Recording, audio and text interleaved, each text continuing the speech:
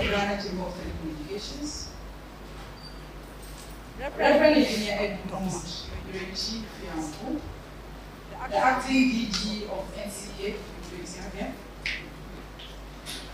Emmanuel Ofori, the Director of Innovations from the Ministry of Communication, Digital Technology and Innovations, Mr. Selon Grantier, Vice President Mine, Mr. Abiakumi Abumako, the Director of West African Regional Center for CAS International, Engineer Dr. Daniel Koyoli Gala, the Head of Department of Telecommunications Engineering Department here at GCTU, the Head of Department for our Electrical and Electronics Engineering Department here at GCTU, Dr. Solomon Soanabia, the Coordinator for Project Works at the Faculty of Engineering. Ladies and gentlemen, good morning once again. And a warm welcome to GCTU and to the 56th Knowledge Forum on the theme Building a Future-Ready Telecom Sector, Navigating Ghana's New Digital Policy Framework. Today we are gathered here for an exciting moment, right? We are all excited about it because of the fact that GCTU is a primary university when it comes to telecommunications. Right. You all agree to that, right?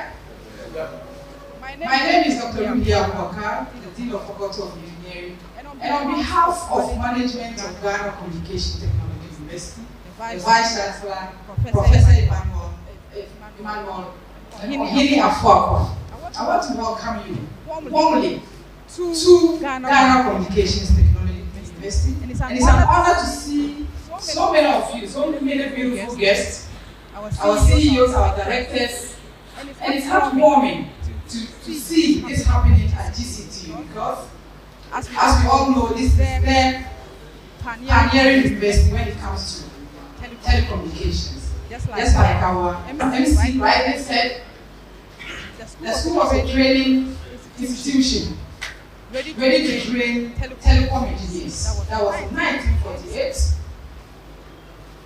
It then migrated to being a university college. And that was in 2010, 2006. I was a student at that time. Right?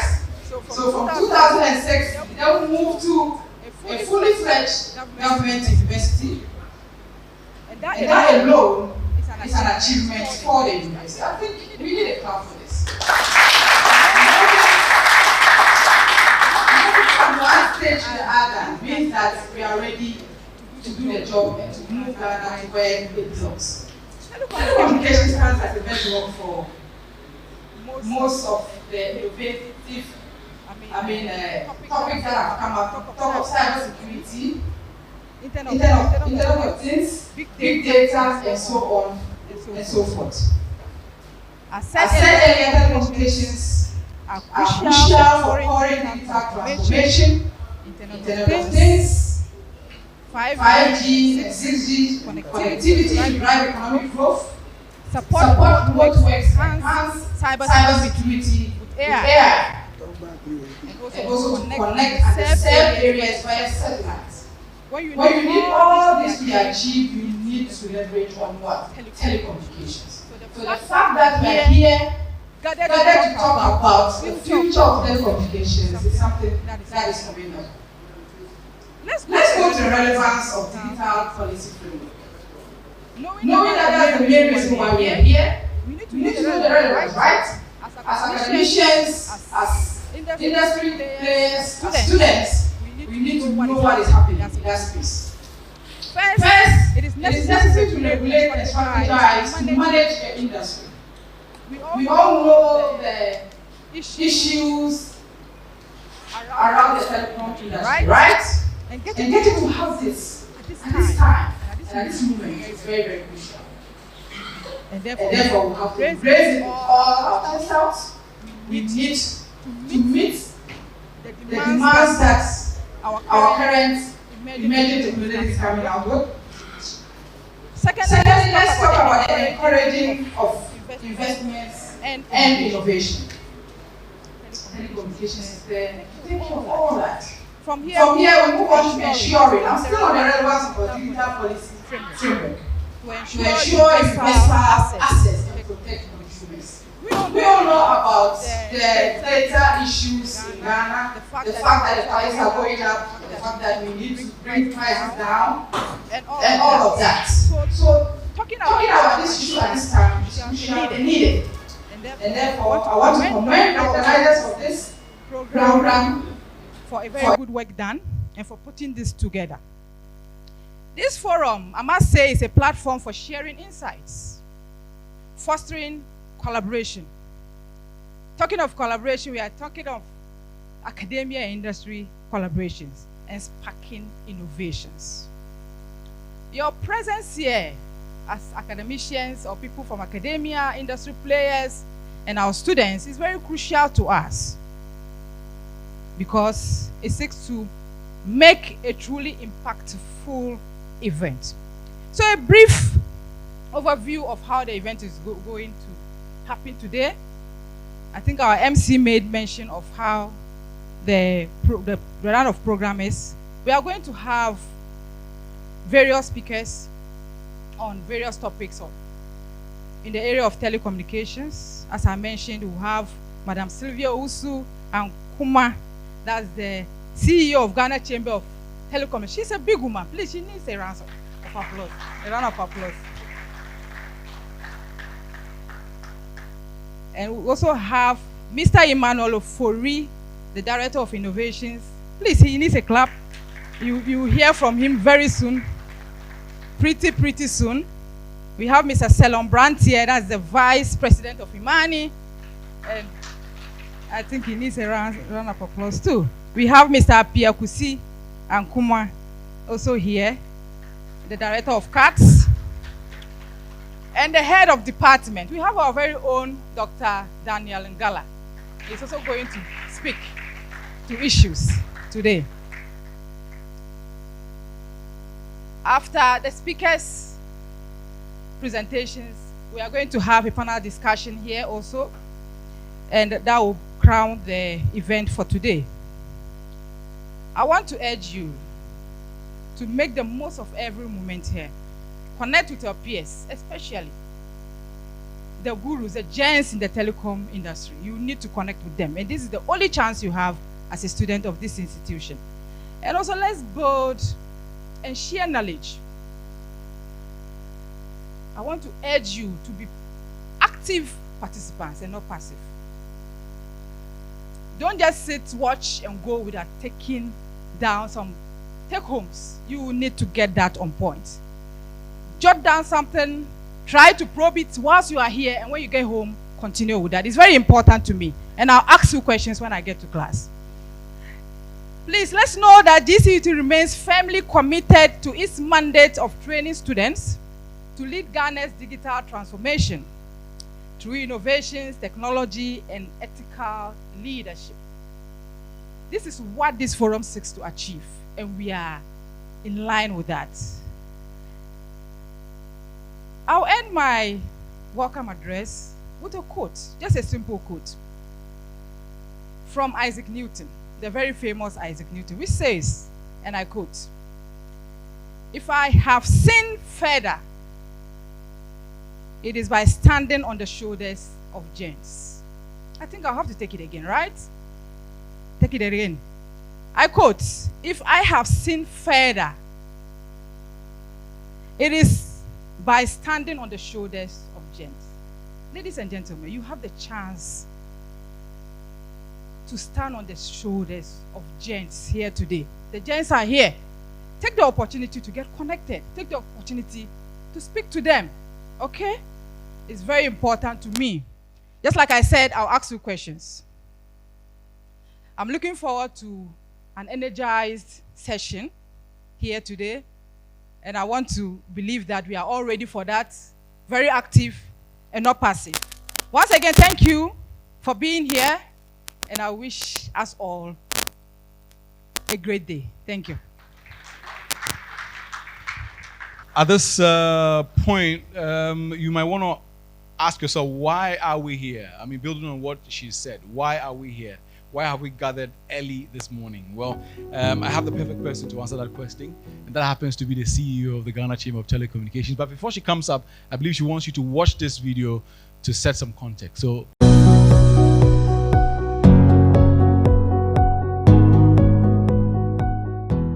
2025 has been a year of recalibration for Ghana's telecommunications industry. It has been a year where policy and operations began to move closer together, where government and industry spoke more openly, and where the foundations of Ghana's digital future were strengthened. One of the clearest signals was a renewed commitment about dialogue. The industry engaged political leadership directly, beginning with an early interaction with then flag bearer and now President His Excellency John Dramani Mahama, ensuring Telecom's priorities remain firmly on the national agenda. Throughout the year, regular engagement with the Honorable Minister for Communications, Digital Technology and Innovations opened difficult but necessary conversations about regulation, infrastructure, pricing and sustainability. What changed in 2025 was not just the frequency of meetings, but the quality of collaboration. One of the year's highlights was the inauguration of the Interagency Data Pricing Committee. For the first time in years, Ghanaians saw a reduction in data prices across networks, restoring confidence and affordability to digital access. The industry also received additional spectrum. Telecel, and maybe because I use their official names, Ghana Telecommunication and Scancom. Scancom is MTN. Ghana Telecommunication is Telecel. We've offered them spectrum, quietly improving network performance and strengthening long-term capacity. But not all stories in 2025 were comfortable. Challenges at AT forced the industry into honest conversations about consolidation and resilience. Talks around a possible merger with Telecel reminded us that stability, not sentiment, must guide industry decisions and address the market structure.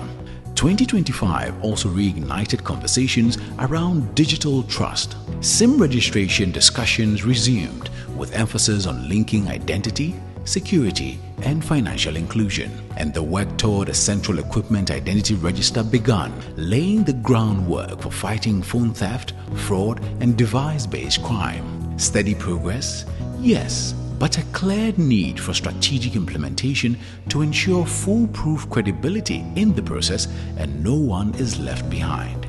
Again, cost should not be a barrier for digital identity and compliance. Digital trust is not rushed, it is built carefully. But if 2025 is remembered for one defining decision, it is the approval of the Dig Once policy. No more digging roads to lay fiber. No more fiber cuts as routine. No more rebuilding what was never protected. From now on, every new road becomes a digital road. The cabinet has approved this. Every new road is also going to be a digital new road. The industry craves the support of our sector ministry to see through the definite implementation of the Dig Once policy.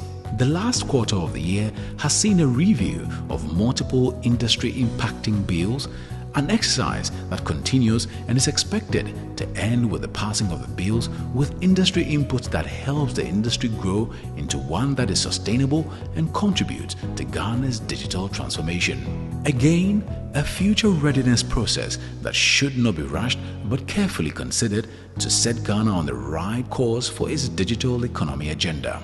As we move into 2026, one truth is clear. Real digital transformation will not be delivered by any one organization, not government, not industry, not regulators. It will only be delivered by collaboration. 2025 proved what is possible. 2026 will determine how far we go. This is not just a telecom story, it is Ghana's digital story, and it is still being written. all right, at this point, let's welcome the convener of this forum, Ms. Sylvia Owusu-Ankoma, to give us the context as to why we're doing this. Thank you, Bobie. Good morning, GCTU. So, confession. I had my MBA here with the Coventry program sometime back in 2012. So you do have an alumni in the room. If you all need some motivation this morning. Madam Ruhaya, let me stand on all the extensive protocols that you've established this morning so we can get through things. The leadership of the Ghana Telecommunication University, Technology University, representatives of the Ministry of Communication. I do see Mr. Emmanuel Ofori in the room. Thank you for making the time for us. Representatives of the National Communication Authority, ably represented here as well by Mr. Kofi Ntim. Thank you for making it. Our knowledge partners for this forum, the Imani Center for Education and Policy and Education, Mr. Salom Brantier. CATS International, who's also represented here by our able friend, Mr. Adomako, who you'll be hearing from in a short while.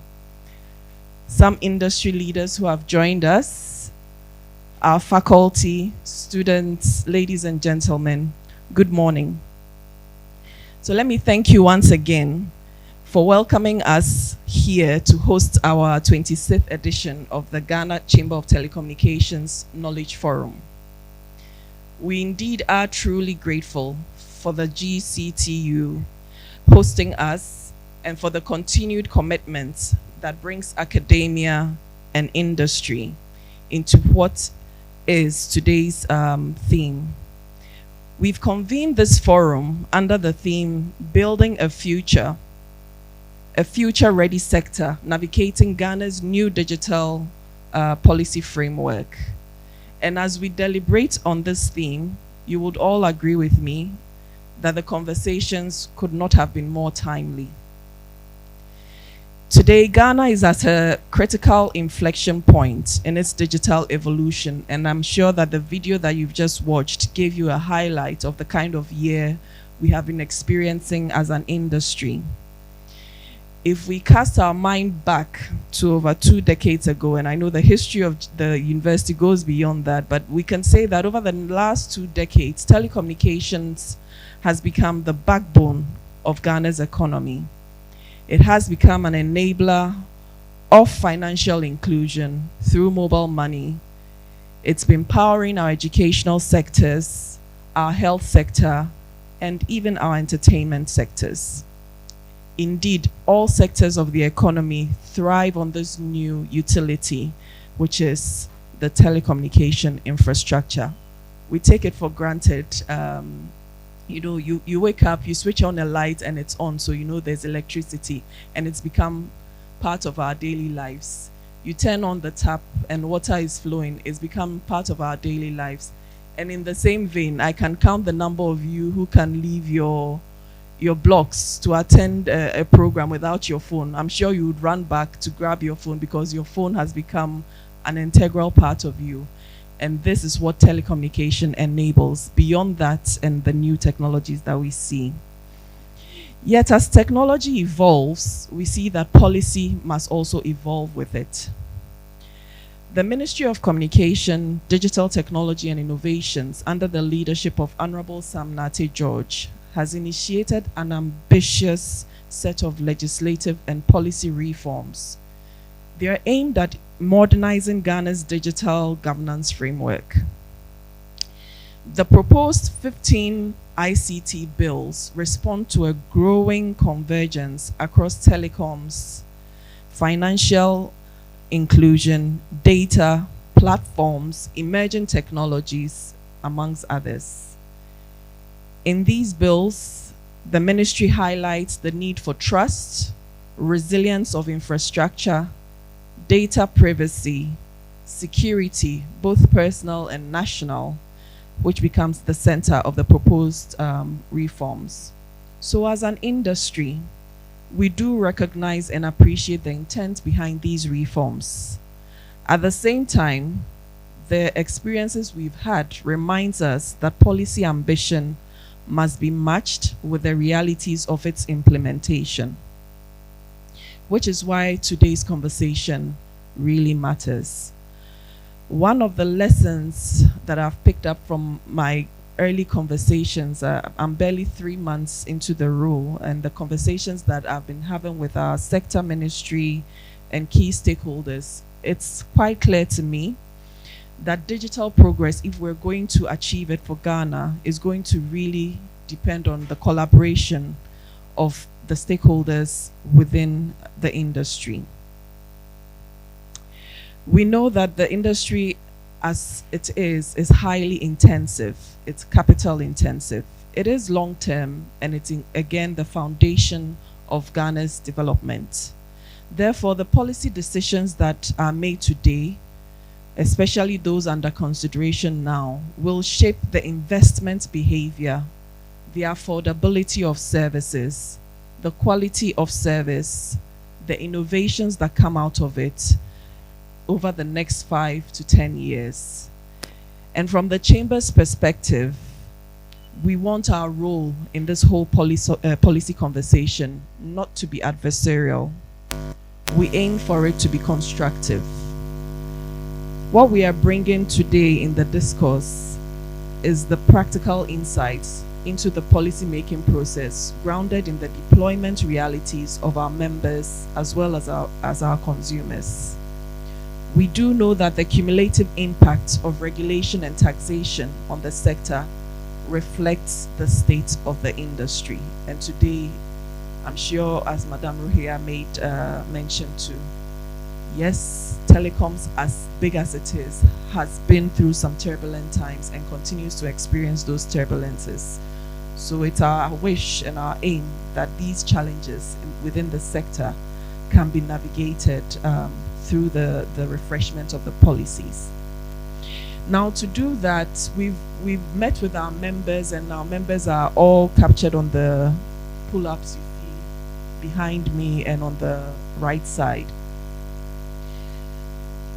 With our reflections of the bills, we know that we do require extensive engagements, deep analysis to be able to shape them in a way that they are forward-looking. But in the immediate and in the short term, there are 5 guiding principles that we want our key stakeholders, particularly the Ministry of Communication and the NCA, to take note of as we go through the process. First is the need for regulatory clarity and institutional alignment. We know that a future-ready telecom sector requires clear mandates. It requires strong coordination amongst the agencies for the avoidance of regulatory duplication and in order to build investor confidence. I'm sure that when our partners speak today, we will get insights into how lack of clarity of the regulatory frameworks or the overlapping nature of them can become a bottleneck for the industry. Secondly, we want to ensure that these regulations are proportionate, they are predictable, and they are sustainable in terms of the cost structures that it will introduce. Again, the cumulative regulatory and statutory costs that come through with new regulations is one that we hope should not be aimed at stifling, but rather triggering investments. We really hope that the new policies will not inflate consumer prices or slow down network expansions because of the costs implications that come with the new guidelines. Again, the sustainability of the industry should be guided by the policy design, not the short-term maximization of our state actors at the detriment of industry and its consumers. Our policies must be investor-friendly and the technology-neutral terms provided to ensure we catch up with the fast pace of evolution within the industry. The fourth principle that we've established as a chamber as a critical input or requirement as we discuss these national reforms is the need to balance governance, enforcement, and regulatory independence. We do know that a lot of powers currently sit with government, even with how our agencies are empowered to ensure regulatory fairness. We're hoping that this process will highlight these issues and decouple the governance issues that we have called out through the consultation process so far. We know that strong digital ecosystems depend on independent regulators who are proportionate in enforcement and take account of due process. The oversight from our various agencies must protect consumers and national security by all means, but it must do so without disrupting essential infrastructure or blurring regulatory and law enforcement roles. When we talk about trust within the industry, it should be done in a balanced way, but not to encourage excessive control. Finally, the policy or principle that we also want to see enshrined in these new policies is the need for inclusive growth through collaboration and market-led solutions. We should have our new policies aim at expanding access to the underserved and unserved areas. We should have them attract capital and encourage long-term participation of local entities while remaining still open to global expertise. We are particularly excited that students and faculty of GCTU are a part of today's dialogue. You are not here as observers, as Madam Ruhaya said. You are critical stakeholders to this process. Academia requires the need for interrogating policy choices, producing independent research, and challenging assumptions. So I really am hoping to have that at play today when we start the conversations. I also hope that the discussions here will inspire deeper research, sustained engagements, and new partnerships between us, our civil society groups, our regulators, and policymakers. I would emphasize again, today is not about preempting a formal stakeholder consultation of the 15 bills. We know that we have the assurance of our sector minister that broader consultations would go on and will be held in the coming year. So this forum really is essentially to enhance our shared understanding of the key issues and how we should be navigating them. Through the presentations you would have, the panel discussion and the student contribution, we want to take away clarity of the intentions behind the various bills that have been proposed. We want to share industry, regulatory, as well as economic perspectives on these bills. We want to listen carefully to academia and the voices of our youth. And at the end of the day, we want to ensure that there's continued dialogue and refinement to strengthen our policy outcomes. I close here by expressing the Chamber's deep appreciation to our knowledge partners, Imani Center of Policy and Education, CATS International, the leadership of GCTU, our panelists, and the representatives of the Ministry of Communications, NCA, and all participants for contributing your time to this important conversation. Please let us by all means approach the conversation with openness, with mutual respect and shared commitments to building a future-ready, resilient, and sustainable telecom sector for Ghana. Thank you, and I wish us all a productive engagement.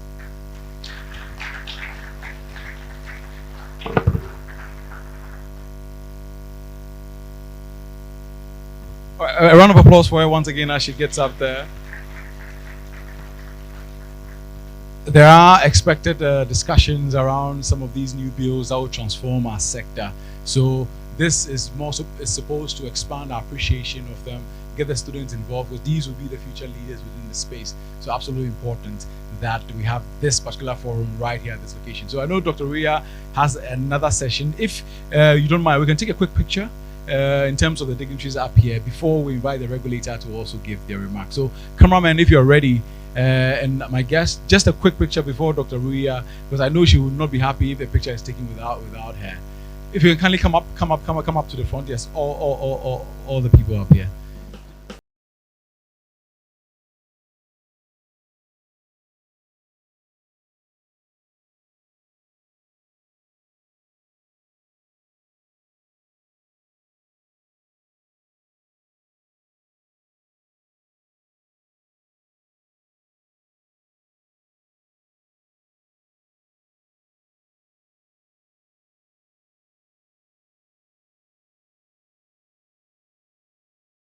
All right, so the program moves on. Now, the question I have for the students, how many of you were born by the year 2000? Show by hands. The year 2000, the year 2000, the year 2000. Are you serious? The year 2000. Wow. So the reason I'm asking this is that year we had companies such as Westel, Ariba, if I'm wrong, the Ghana Telecom company, Kasapa. Yes, Spacephone Ariba. Yes, and there's nobody here born by the year 2000. That's just to show to say that. And around that year, Mobitel, the mobile connections were less than 500,000 in this country. Yes, and now if you look at the numbers, the data, we have about 40 million. 40 million. The point I'm trying to make is that the sector has evolved through policies, through regulations, amongst others, to a point where all of you have your mobile phone. I see the gentleman has taken out his phone, with multiple SIMs and the likes. And there's one player that facilitates this outside of the ministry. They implement the policies, the regulations, amongst others, and it is the regulator for the sector, that is the National Communications Authority, if you did not know. Now we have a representative from the Acting Director General, Reverend Edmond Fianku, here amongst us to give us his remarks from our regulator. Please give a round of applause as we invite the acting head of the Regulatory Administration Division of the NCA, Mr. Kofi Ntim Cordia. A round of applause for him. And thank you, Bobie. We've come a long way from 2000. I think from 1992 or 94. When we started mobile communication with Mobitel at first. Yeah, Mobitel. Then the others also came in, Spacephone, Celtel, and the rest. Yeah. Good morning. The Dean of the School of Engineering, CEO for Ghana Chamber of Telecommunication, the Director of Innovation from the Ministry of Communication, Country Director for CAT International, Vice President for Imani Ghana, all other protocols observed, ladies and gentlemen. I bring you warm greetings from my Director General. He wanted to be here, but he has a board meeting, so and I'll deliver the special remarks on his behalf.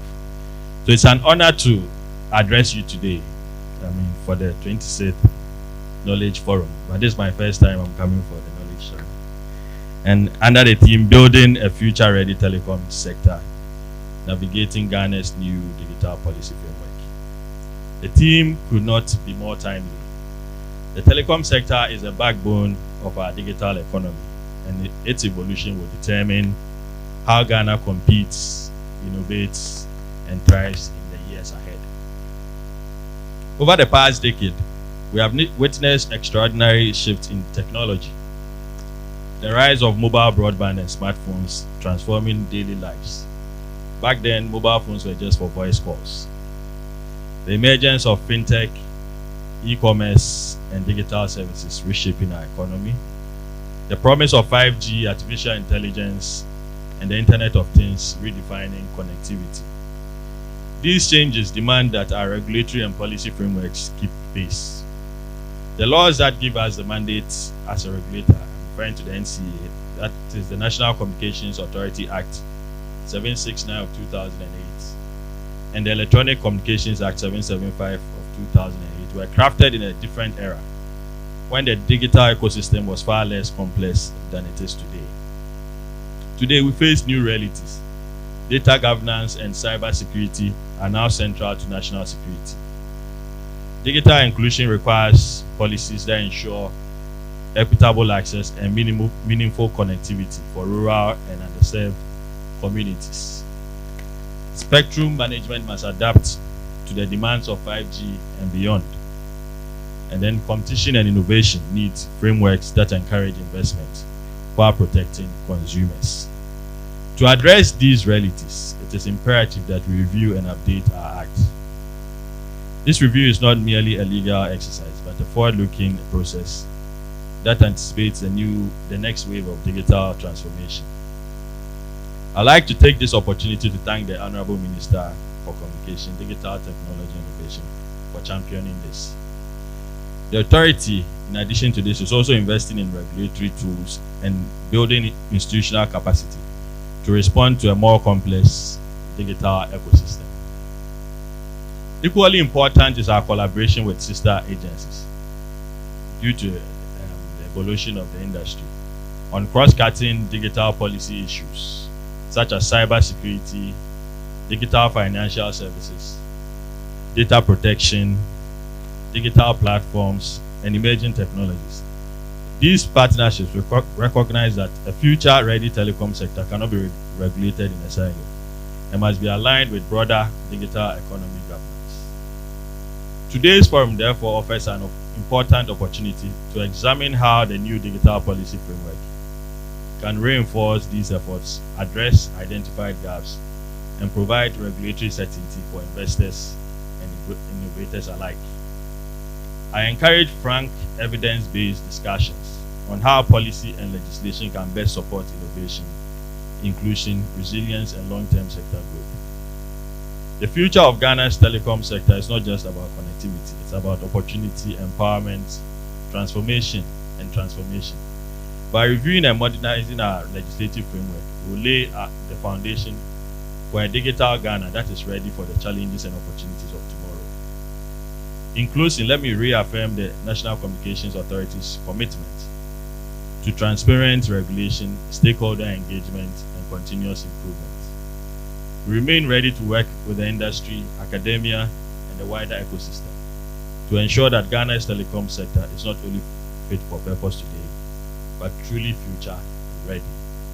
I thank you for your attention and wish us a productive and insightful deliberation. Thank you. A big thank you to Mr. Kofi and Tim there. Thank you so very much. Now, as he takes his seat, please give me a round of applause until he's seated. I'll be very grateful. So we're keeping this short and tight. Now, from the 16th of October thereabout to the 14th of November, something unprecedented happened in this country. That's the sector ministry put out about 15, sector-related bills. 15, as my CEO has already mentioned. Now, the gentleman who's coming up next to present to us will touch on a few of the bills and why it's important that all stakeholders, including academia, are involved in a review of this very, very sector-changing or impacting bills. So, without much ado, I'd like you to give another round of applause as we welcome up here the Director of CATS International West Africa Center, Mr. Apia Kusi Adomako.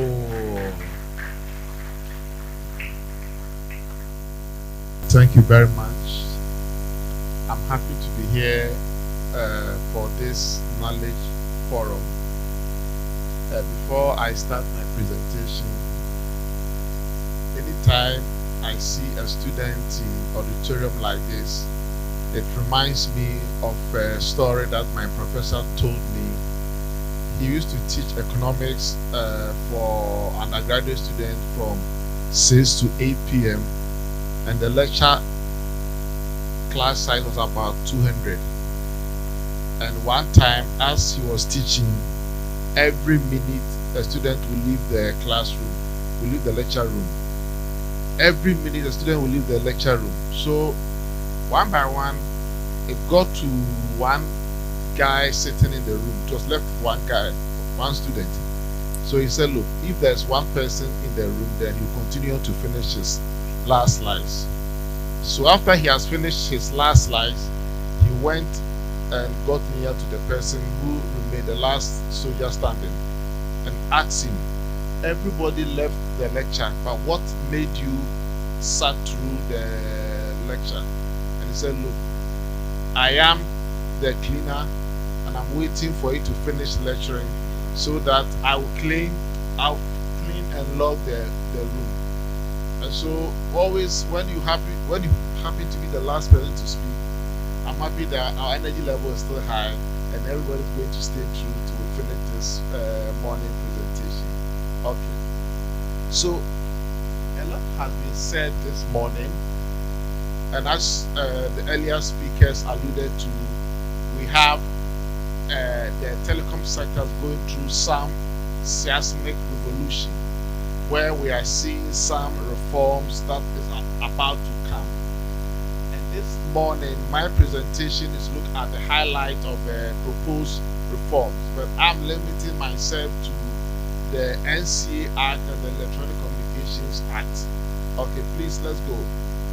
And as you know, the telecom sector has been the backbone of Ghana, not only Ghana. The telecom sector has become the turbocharge for almost every economy we have in this world. I mean, Ghana now, the service sector has been able to overtake the agri sector. And when you look at the service sector, the telecom sector is the sector that is the subsector that is what turbocharging the economy. And so it's an industry that we need to take very good care of it in a way that it can bring about an inclusive growth. Please, let's go to the next slide. Okay. Now, telecom infrastructure in Ghana, we know, has been attracting a lot of investment. MTN over the last 10 years has invested more than $1 billion USD. Telecel and all the rest, even those within the upstream operators are also kind of investing in so many infrastructure, creating jobs. Government of Ghana gets more money. I mean, in Ghana, government has seen the telecom industry as a cash cow. So every year taxes are going up, electronic communication tax and all sort of things. And sometimes the operators seem to become very much concerned. Next slide, please. Okay. So we'll see a tall list of bills that government wants to look at, and for the purpose of this slide, next slide, please. I'm limiting myself to the national NCA's bill and then that of electronic communication bill. So why this reform? Please, the next slide. Okay. So first, the two bills will be repealed when the two acts will be repealed when these two new bills are passed into law. That is the Act 775 and Act 6769. And why it is so? Because the bill, you see, as the earlier speaker said, the Electronic Communications Act was passed in 2009, and then the NC Act was also passed in 2008. There was an earlier NC Act in 1997 or 96 or so. But now, those in 2009, not all Ghanaians were involved in a digital economy. Now today, mobile money, everything is data. And so now the telephone has become an integral part of our life. If one morning we wake up and let's say that the telecom service in this country is down because of a cyber attack, what it means is that it will be like what? A pandemonium, because you cannot send Momo, no data, you can't call anybody, work will come to a standstill. And so it's an industry that we need to make sure that we protect the industry in a way that it will serve the purpose and make sure that it carries everyone on board. So the third issue is to respond to the growth in digital services. And the fourth point is to update the telecom policy for modern network, address the gaps in the 2008 and 9 laws, and finally to align the regulations with the digital economy.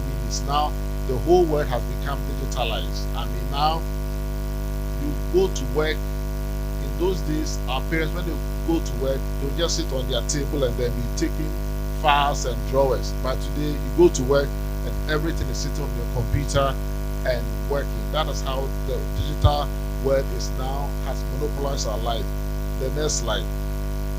So we see some improvement in this proposed electronic communications bill. It is creating a statutory digital inclusion obligation. It's also targeting underserved and rural communities. Of course, the Act 772 to talk about universal service, but now the proposed bill is taking it further. It's also linking access policy to social equity, guide spectrum and license decision, and support affordable service objectives. And for affordable service objectives, we all want to see that telecom services is affordable. Nowadays, it appears that we are spending more money on data than we spend on food. And if you're a student, you are lucky because the school provides Wi-Fi service for you. But if you step outside, oh, is that also? Is that also? So you buy data on campus, eh? Okay, I'll go and see the vice chancellor over here. Okay.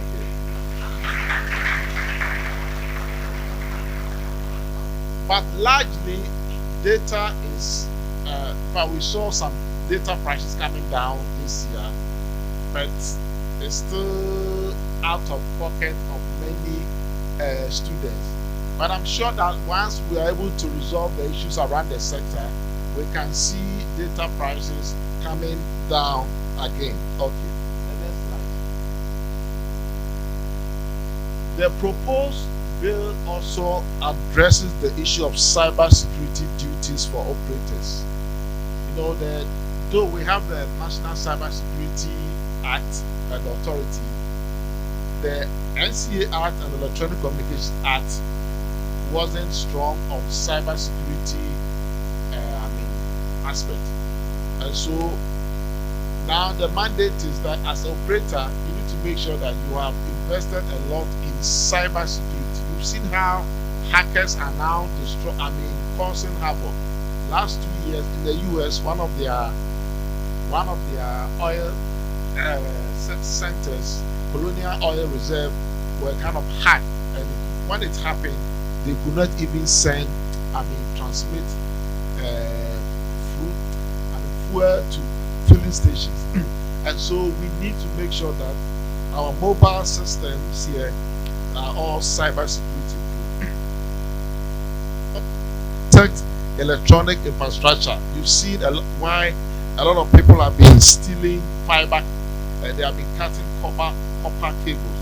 Now thank God that today the copper cables are going down, and then now we are having more fiber. Yet people are still stealing and cutting the fiber, and we are told it costs the telecom industry how much in a year? Millions of cedis a year. And so the proposed bill is also going to address. Okay, so the proposed bill is trying to also address and protect, telecom infrastructure. Telecom is seen as what? A national security asset, because if we wake up and all the telecom provided services are down, it can even cause a national security issue. So this bill also provides some sessions to address that.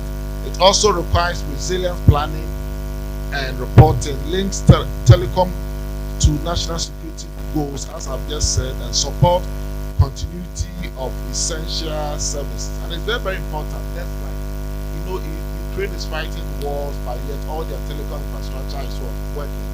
And it's not something that as a country we need to look at, that even in the midst of disasters and unforeseen, we still have to see that the telecom sector works. Now, digital services and OTT platforms, finally, they are all coming under full regulations. Of course, there are some of them were in the current as an airline legislative instrument. But then when you look at the proposed electronic communications bill, it seems to bring all of these things under it. It requires registration of digital platform. It stands oversight beyond traditional telecom. You know, back in 2009 when this act was passed, we didn't know of WhatsApp, we didn't know of Viber, not even the ones that we are using. But now today we are not even making calls on the voice call. We are using the OTT, the WhatsApp, and the Skype. Skype is dead. Forgive me. We are using the Zooms and all of these things as a means of communicating. How do we ensure that we bring all of these things under the regulation? And this proposed bill addresses that, and also addresses content and service delivery rates. Let's go to the next slide. Okay. Environmental compliance is also a new thing. Requires tower and mast companies to regulate tower and mast companies to ensure that they mandate co-location where appropriate. Of course, in the previous act it was there, but this one it has put more into the provision, set emission and safety standards, and then requires decommissioning of obsolete site. In fact, I went to Pram the other time and I saw this company Glow site that has been disused and still lying there, and we've seen that some of these things have started going through the redox reaction of corrosion, and if care is not taken, it will easily fall down and kill people. And so now it makes it mandatory that once your cell site is not active, you should be able to decommission it. On market conduct, what is market conduct and competition? You know, when NCA was set up, the whole focus was on telecommunication technologies, but now telecom sector has also moved beyond the science of the engineering, the spectrum. There is also an element of economics, and so we need to ensure that the economics of telecom is very strong to make sure that the market becomes more predictable, the market becomes more inclusive. And when you look at the proposed bill, it only talks, please can you go to the next slide? Yes. So it introduced an explicit competition obligation, but not robust enough. When you look at Act 772, it talks about unfair competition practices, but it's still not very robust. So as an organization, we've also submitted some proposals to the regulator with regards to how to enhance the provision. There is also one thing that in reviewing the bill, I also saw that there is also no investment requirement for telecom operators. Currently, a telecom operator can decide not to invest money into the infrastructure or the network, and one operator can also decide to invest all his resources in the infrastructure. And when this thing happens, you see that one who invests will be in a comfortable league, and the one who doesn't invest will lag behind, and that alone can also cause disparity in the network, and to see that the market will take to the other side. And so, as part of the recommendation from our side, there was no requirement, investment requirement by service operators. But we have also suggested to the regulator that we need to have investment requirement for telecom operators. The issue is also net neutrality. It also prohibits unjustified traffic discrimination, protect open internet access, and limit blocking and throttling practices, support innovation at the application layer, and protect consumer choice. There's also an omission in the proposed bill. One is the child online safety protection. In Ghana, when your child goes online, the child is exposed to so many things. In the UK and even Australia, last week Australia passed a law that banned children under 16 years from using social media. And in Ghana, I think that we also have to see, of course, sometimes people say that NCA is not a content regulator. And that sometimes becomes very difficult for NCA to do some of these things. But we also need to see how we can protect the kids from harmful and toxic online content. Next slide, please. It also regulates, introduces the next slide, please. The act also brings about satellite and space communication. Introduce regulation for the space management. It covers satellite communication services and support orbital resource management and response to new satellite deployment. Next slide, please. On the NCA bill, a few issues were found out. One thing that we realized as a gap is that on the board of NCA, almost all those who are there are government, national security, national media commission, one rep from the Ministry of Communications. Telecom, we have private sector, industry, and academia. Even there's no seat for academia on the board of NCA. And as part of our recommendation, we are also saying that we need to have telecom experts of academia to also come and sit at the NCA board.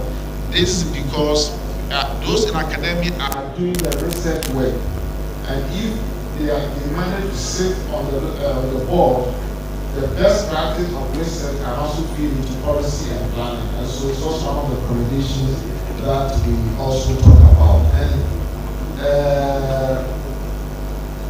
it also seems to, the overview of this amendment of the NCA bill is also to modernize the regulatory framework and strengthen institutional independence, expands regulatory mandate of NCA, aligns NCA with the digital sector, and clarifies the authority's power. Now, again, there's one thing that, let's go to the next slide. One thing that I want to say, I wish the minister was here, but at least we have NCA rep here and also one rep from the regulation. You see, when you are making a regulation, we have what we call regulatory impact assessment. We don't just make laws and regulations because we must make laws. We must also do regulatory impact assessment to see what are the potential effects of this regulation. Because sometimes a regulation will be good, but once you pass it and start to work, it will create more problems than it seeks to solve. We were here in Ghana in 2017-18 when the BOG started to do financial sector cleanup. But when we finished the cleanup, we spent more money on the cleanup than the so-called toxic asset in the books of the financial institutions. And so I would want to say that the NCA and the ministry need to look at the impact assessment of these laws and its regulation, because we don't want to pass laws that will increase compliance costs for businesses. Because when MTN, Telecel, or Comsys, if they have to spend so much money to meet some compliance, they will pass on the cost of those compliance to consumers. And when people, we want to make sure that Ghana becomes a best place for doing business. And so to make the country a best place for doing business, you must make sure that regulations doesn't impede business. That is why when President Trump came, one of the first things that he did was that he decided to remove a lot of red tapes, the rules that constrain businesses from doing certain things, and give them the freedom to operate in a way that will stimulate the economy and at the same time not harm consumers and other competitors. And so we need to ensure that we do regulatory impact assessment to assess the economic, social, legal, and competition effects of these regulations options, and the process compares alternatives, including non-regulatory options. This will help us to identify the cost-benefit analysis and also distributional impact across stakeholders. And so we need to ensure that we get all these things. So I wish the minister was to be here, but I think that the chamber would have, we need to keep on drumming all these things into the minds of the minister so that all the rules that they are coming to do, we've heard that there's going to be a new SIM registration, and we've not even done the impact assessment on businesses. We've not even done the impact assessment on consumers. Sometimes people have to leave their workplace and go and queue from 5 a.m. to 6 p.m. and then they don't even get served. And most of these people, they are pay-as-you-go workers. If they don't go to work, they will eat. And so we need to look at that. So let's go to the final slide, my final slides. Legal reforms are required to help align the industry with the latest trends and best practices. However, imposing laws and regulations without undertaking a regulatory impact assessment could create unintended consequences and impose costs to businesses which could be passed on to consumers. And again, I also want to say that this year we've seen an unprecedented amount of bills that are being passed by Parliament without going through the law-making process. And we don't want to see that any of the bills listed above goes through this shortcut, what we call the certificate of agency. So the ongoing reforms need some scrutiny, sufficient stakeholder consultation, and we should desist from using certificate of agency to pass these laws. So we should desist from making sure that we don't rush these laws through in a way that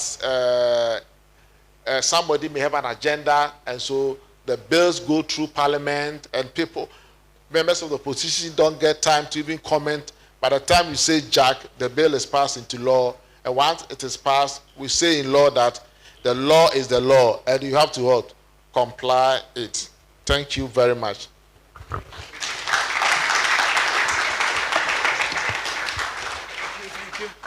Thank you so very much. Let's not rush the laws through. Let's create an enabling environment for the industry to grow so that they can employ, some of you guys taking courses related to telecommunications. Well, we're going to get to the exciting part. Now, while Mr. Adomako Kusi was speaking, I was at the back, and some of the ladies were saying that for all the prizes we have today, they're going to win because the guys don't study too hard. I don't know if it's true. Guys, are you here? So I'm wondering, between the ladies and the gentlemen, who will win most of the prizes? I have some Stanley caps at the back. The lady in the middle has them. Some T-shirts from our members, Huawei, some Telecel caps and all that. So gentlemen, brace yourselves. The girls are very, very serious. Yeah? Those of you on your phones, this is a very critical session that you need to pay attention to. It doesn't always happen that you have the Ministry of Communications, Digital Technology and Innovation in the room, the National Communications Authority, that's the regulator. You have a Mani Center for Policy and Education. So I'd like to invite, so the first to come up in no particular order is Mr. Emmanuel Ofori, Director, Innovations Directorate of the Ministry of Communications, Digital Technology and Innovations. Then I have Mr. Selon Brantier, Vice President, Imani Center for Policy and Education. A round of applause for him. Keep clapping, keep clapping. Keep clapping. Yeah, please sit anywhere, please sit anywhere. Then I have Mr. Apia Kusi Adomako, Director of CAS International West Africa. He just gave his presentation. And then Engineer Doctor, your very own Engineer Dr. Daniel Kuyoli Ngala, the head of department for the, yes. And then last but not the least, the CEO of the Ghana Chamber of Telecommunications, Madame Sylvia Owusu Ankoma, the convener of this session. I will need the mics at this point, all right, so we have a diverse, crop of stakeholders, on the stage right now. From the ministry, we have the regulator, we have, CSOs in the academia, and then industry. It's a very nice, potpourri stakeholders on the panel here. So the first one, I'd like to start off with the policymaker. That's the ministry. Now we've seen, like we mentioned, that there are multiple bills, which have been shared, 15 in total, from bills affecting the Ghana Post Service, bills affecting electronic transactions, electronic communications, the NCA bill, which Mr. Apia Adomako basically spoke about.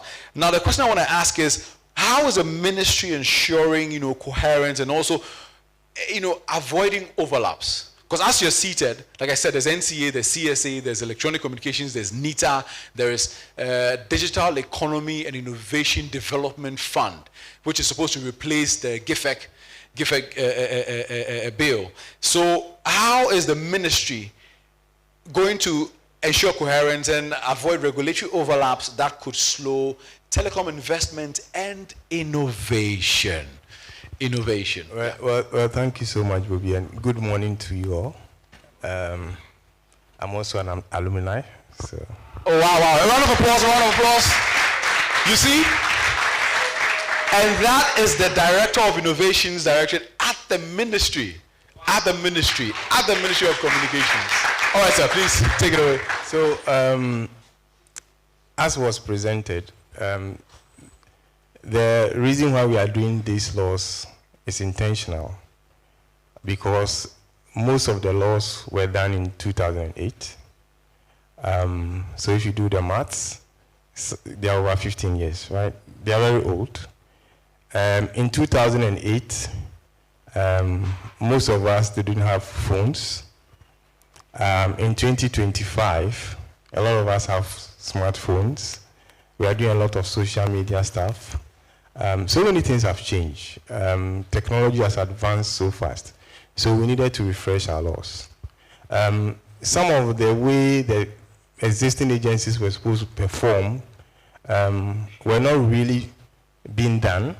So per observation, we want to strengthen each of the agencies to be able to do their work well. But in all this, one of the things that we are highlighting is collaboration among agencies, because we supervise these agencies to achieve a simple goal, to address the needs of the citizen, right? And to also ensure that the telecom sector is able to deliver development that we are looking for. So as we see citizens, service providers see subscribers, but it's still one person. So all of us must work to ensure that the telecom sector delivers the development that you want to see. The quality of the service, the quality of the experience. We've spoken about affordability. There's a lot of things that is supposed to be done to enhance the way we do things. The other issue is how we can bring government services closer to you. So in 2008, how you used to access passports and today, it's not the same. There's a lot of things you can do sitting in your home today, because policy has enhanced the sector to be able to do so many things. But going forward, it is more about collaboration. It is not the ministry against operators. It's not like that. We all are aiming to address a need of someone, a subscriber. And so we need to do more of dialogue, work together. We cannot have perfect systems. We cannot have perfect laws. But we can always make it perfect as we work through the systems and perfect, amend, review. We have all these tools available to us to ensure that these policies work to our favor. And so those are the things, the cardinal points that is guiding us through these laws. Some don't exist, some are new, but they are all towards ensuring that this whole digital transformation endures to our benefit. Thank you so much. I don't know if there's any comments. If not, I'll just move to the gentleman right to his right. That's Mr. Selim Brandt here.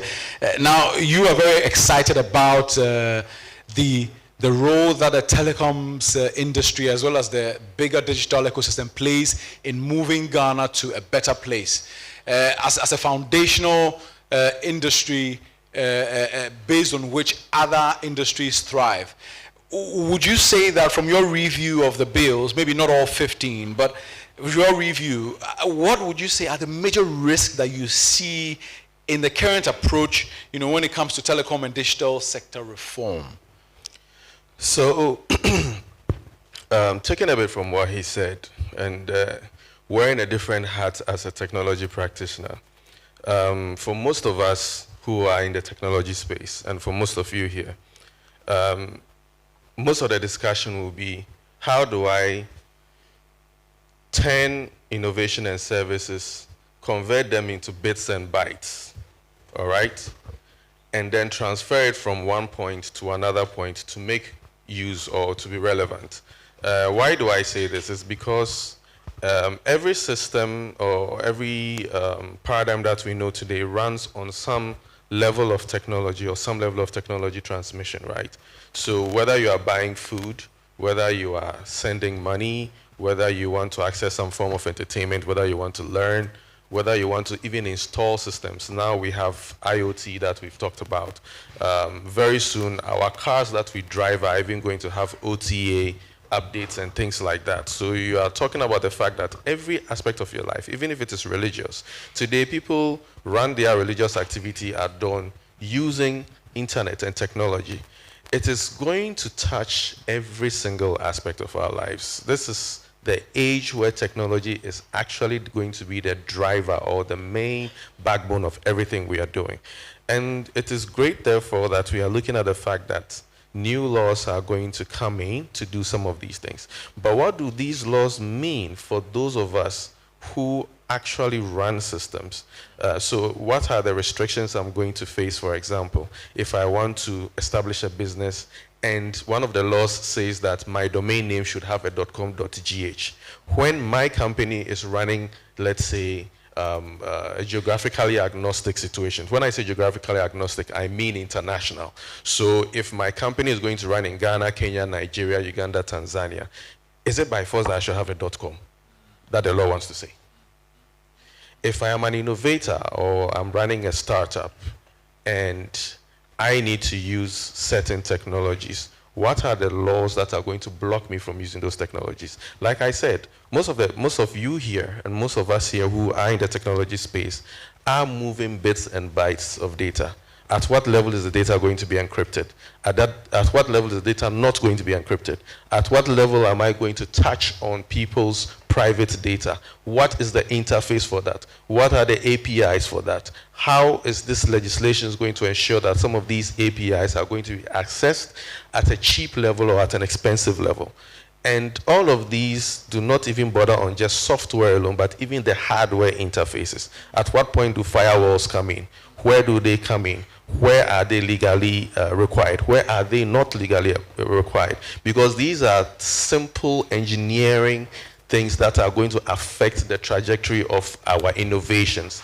And for most people here, it is a knowledge or foreknowledge of some of these things that is going to even determine whether their businesses or the places that they are going to work and what they do is going to be viable or not.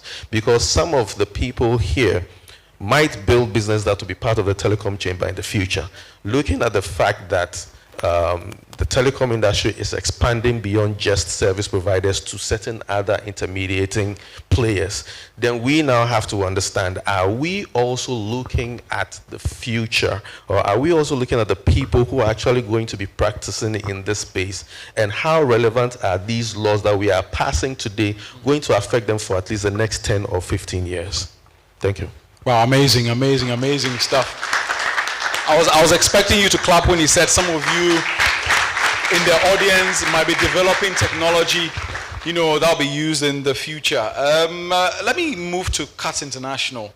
Now, for you, you focus on consumer rights, and over the years you've been championing consumer rights, looking at the policy space and how policies that are passed affect the ordinary consumer, like the students in this room.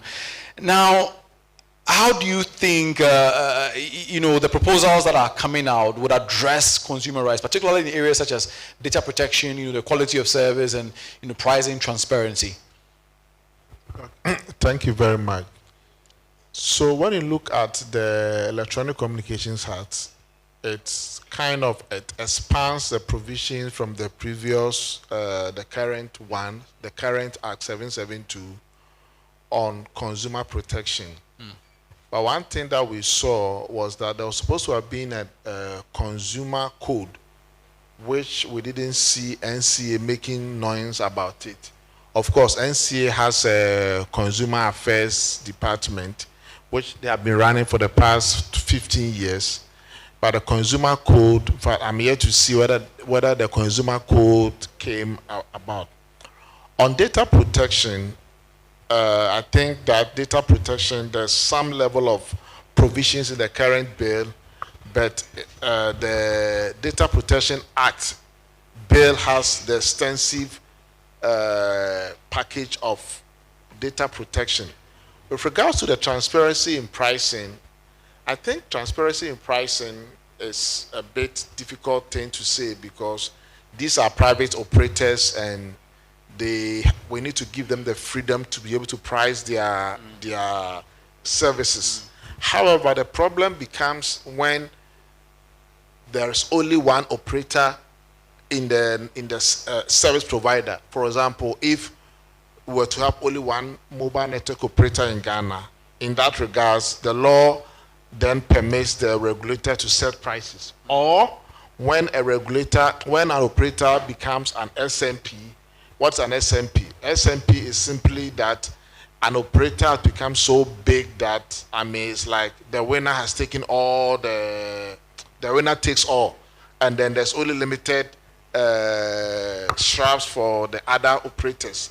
Like now, MTN has been declared as an SMP. By being declared as an SMP, you need to seek the regulator's approval for all your tariff increase. And that is catered for in the existing regulations. But we want to see a market that is more competitive.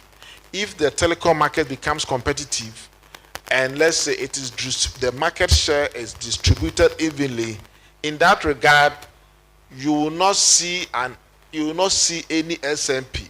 And that is why we want to say that in 2020, NCA came up with the SMP, declaring MTN as an SMP. At that time, MTN share of the market was about, I think, 60 or so. But now it is almost 85% on about 80% on volumes. And when we even look at the industry revenue, MTN has about 90% of the total industry revenue. And that is kind of pushing the market to tip. So we want to see how NCA, through its regulation and government policies, will be able to rebalance the telecom sector in a way that we can see that the market there's also a share for others to also play. Thank you.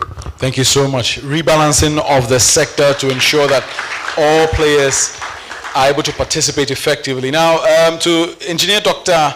Ingala, now from an academic and engineering standpoint, do you think that Ghana's proposed policies align with the technical realities of modern telecom? I see you have a huge tower, on campus. I don't know whether that's a 50-footer or 60-footer. And there's conversation around 5G, 6G, even in some quarters. Do you strongly feel that the proposed policies align with the realities of modern telecom networks? Okay, thank you, everyone. And then my greetings to all the students and faculty members here. So if you look at the policy and then the modern telecom system, we now getting to where data sizes have become very necessary. And then what government need to do more is, which government is already doing by establishing a backbone. You can see a policy where new roads that are being constructed, fibers are supposed to be laid. And I think this is one of the ways that will help. And then we also know new technologies will have to rely on these. Big data will rely on these. And then modern networks are very complex, and then their connectivities too are also very complex. And then in dealing with content as well, very complex, and how to be able to put in very strict regulations and regulating some of these things are also very necessary. And then government engaging academia is very necessary. And I think government has already started, and then they've established some hub centers, and then been able to, like there's a setup bill that's also very good. And then we also need government to put in more effort. Some of the global giants like Huawei have already started engaging students, and then they are running programs on campuses, which our institution is one, and I happen to be the instructor for Huawei on GCTU here.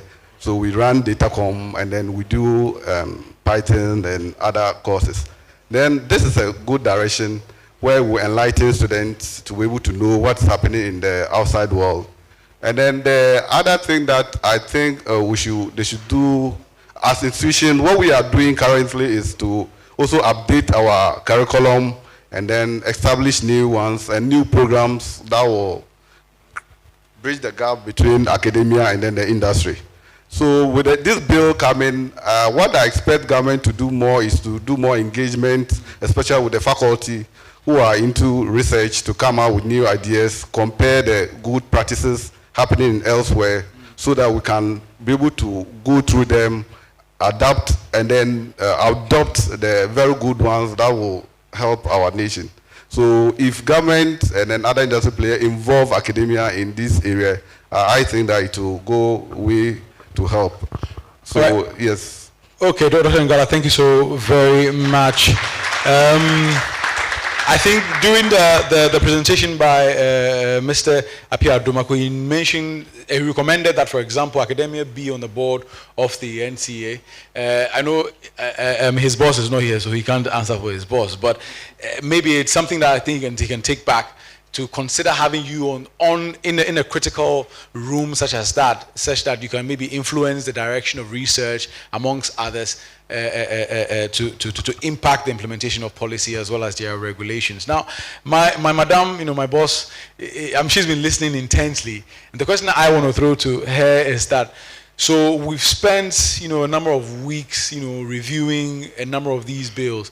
For you, which one do you think, I know a lot of them require some priority, but for you, which one is key that would maybe serve even as a silver bullet in terms of resolving a lot of our issues when it comes to the telecom sector? Any few bills that you feel, or any few things that you feel that the ministry should focus on to resolve some of our key issues? Thanks, Bobby. And I think what you've asked is very multi-layered, right? And I'll take it first from an industry perspective, what really is of priority to us. One of the things any industry person wants is clarity, stability, and to be able to anticipate and plan. So if you have regulations that are introduced that increases your costs when it's not something you've anticipated. Remember in my remarks, I mentioned that it's an industry that is heavily capital intensive, which means if I put in $1 million or 100 million today, I'm doing it for the long term. I'm not doing it for next year, 2 years, 5 years. It's really an investment I'm planning for the long haul. So in the course of that planning, if the new bills, for instance, I'll be more specific here, we have the National Communications Authority regulations that is seeking to increase our regulatory fee from 1% to, I think currently we've negotiated to somewhere around 1.3. In addition to that, members of the chamber pay what we call the GIFEC fund. GIFEC also takes 1% of total revenue. The new bill today is seeking to increase that 1% to 3% when it establishes the digital, the new bill, which is called the digital, data economy. Yes, Digital Economy and Innovation and Development Innovations Fund. If you look at the framing of that bill, it's in the right direction in terms of wanting to expand rural access beyond just network deployment and looking at it as serving digital economies broadly. And if really that is the mandate, then the question is, why burden just the players when the ecosystem has expanded beyond that? Okay? If you talk about the digital economy, you have various players who access that digital economy. So if we're looking at broadening it beyond or making the impact for GIFIC to now be called the Digital Fund, then let us bring in every relevant stakeholder to share in that cost rather than increase the burden for this, the few that are currently already overburdened. So that's one angle that we want to push. I mentioned that the dimensions are many. For the consumers, I'm sure one of the things that you would want to set your eyes on, and as students, is the data protection bill as well, right? It does introduce a lot in our estimation. It does give the Cybersecurity Authority a lot of powers. Now, what we want to see happening in that space is that the powers that are being dedicated to the authority should be balanced and require that the existing legal framework supports their work. Today, we're planning the laws with a view that the people in place are rational. They will be measured in the application of these laws, but you don't institute laws based on the personalities you have at the moment. You do it for the long term. So if you have somebody who's going to be disruptive, then you can have excessive abuse of the powers that are being arrogated to the Cybersecurity Authority. So we do believe that, for instance, the requirement of a court order ensures that you go through the judicial process to make, your state your request and then get the access. Yes, we understand that the era of cybersecurity means that things are happening on the fly. We want to be able to, intervene. There are cost implications and all of that when a fraud is happening. And I think on that regard, one of the things we've proposed is that then have, specialized courts that are able to fast track the process, because when someone is not a trained security agent and you arrogate them the powers of a security agent, then you're really opening up to be subject to abuse. And those are excesses that we want to make sure is curbed and protected within the new framework. So on the consumer side, that's one of the things. And I think last but not the least of the things I'll talk about, yes, subscriber registration is another critical activity that we see ourselves undertaking.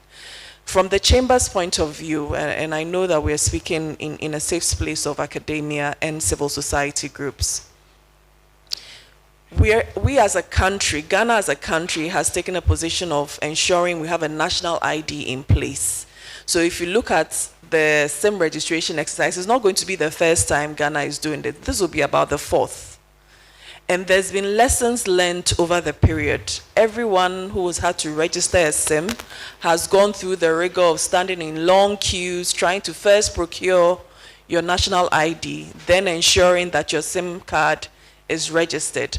So as industry, we do strongly believe that, yes, the way to go is to ensure that we have a robust digital identity system for Ghana. It helps with curbing fraud. It helps in ensuring that whatever transaction is enabled through the financial inclusion space is done in a transparent and a trackable manner. However, the state needs to take a position of saying the national ID is not going to be a disincentive for someone not being registered. And I say this from a cost point. With the new SIM registration framing, we know that we would have another entity procured by the state to work with the NCA to register our subscribers. That procurement process will come at a cost to citizens because it will come at a cost to the players. Again, NIA is requiring a payment for every number that an operator needs to verify.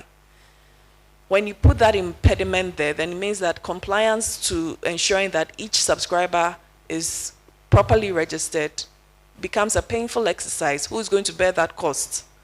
So those are some of the questions that as an industry we are burdened with, and we really want the state to take an approach of saying, we've made an investment in national ID systems. Let's make sure that it ensures compliance of knowing each and every person in the country. Digital identity is a right. It should not be something that is, you have a barrier in terms of costs to access to verify. So I'll state that these are the few areas that have come out. And of course, we have just a 2-hour program. I'm mindful of the fact that there are 15 bills and there is no way we can exhaust it.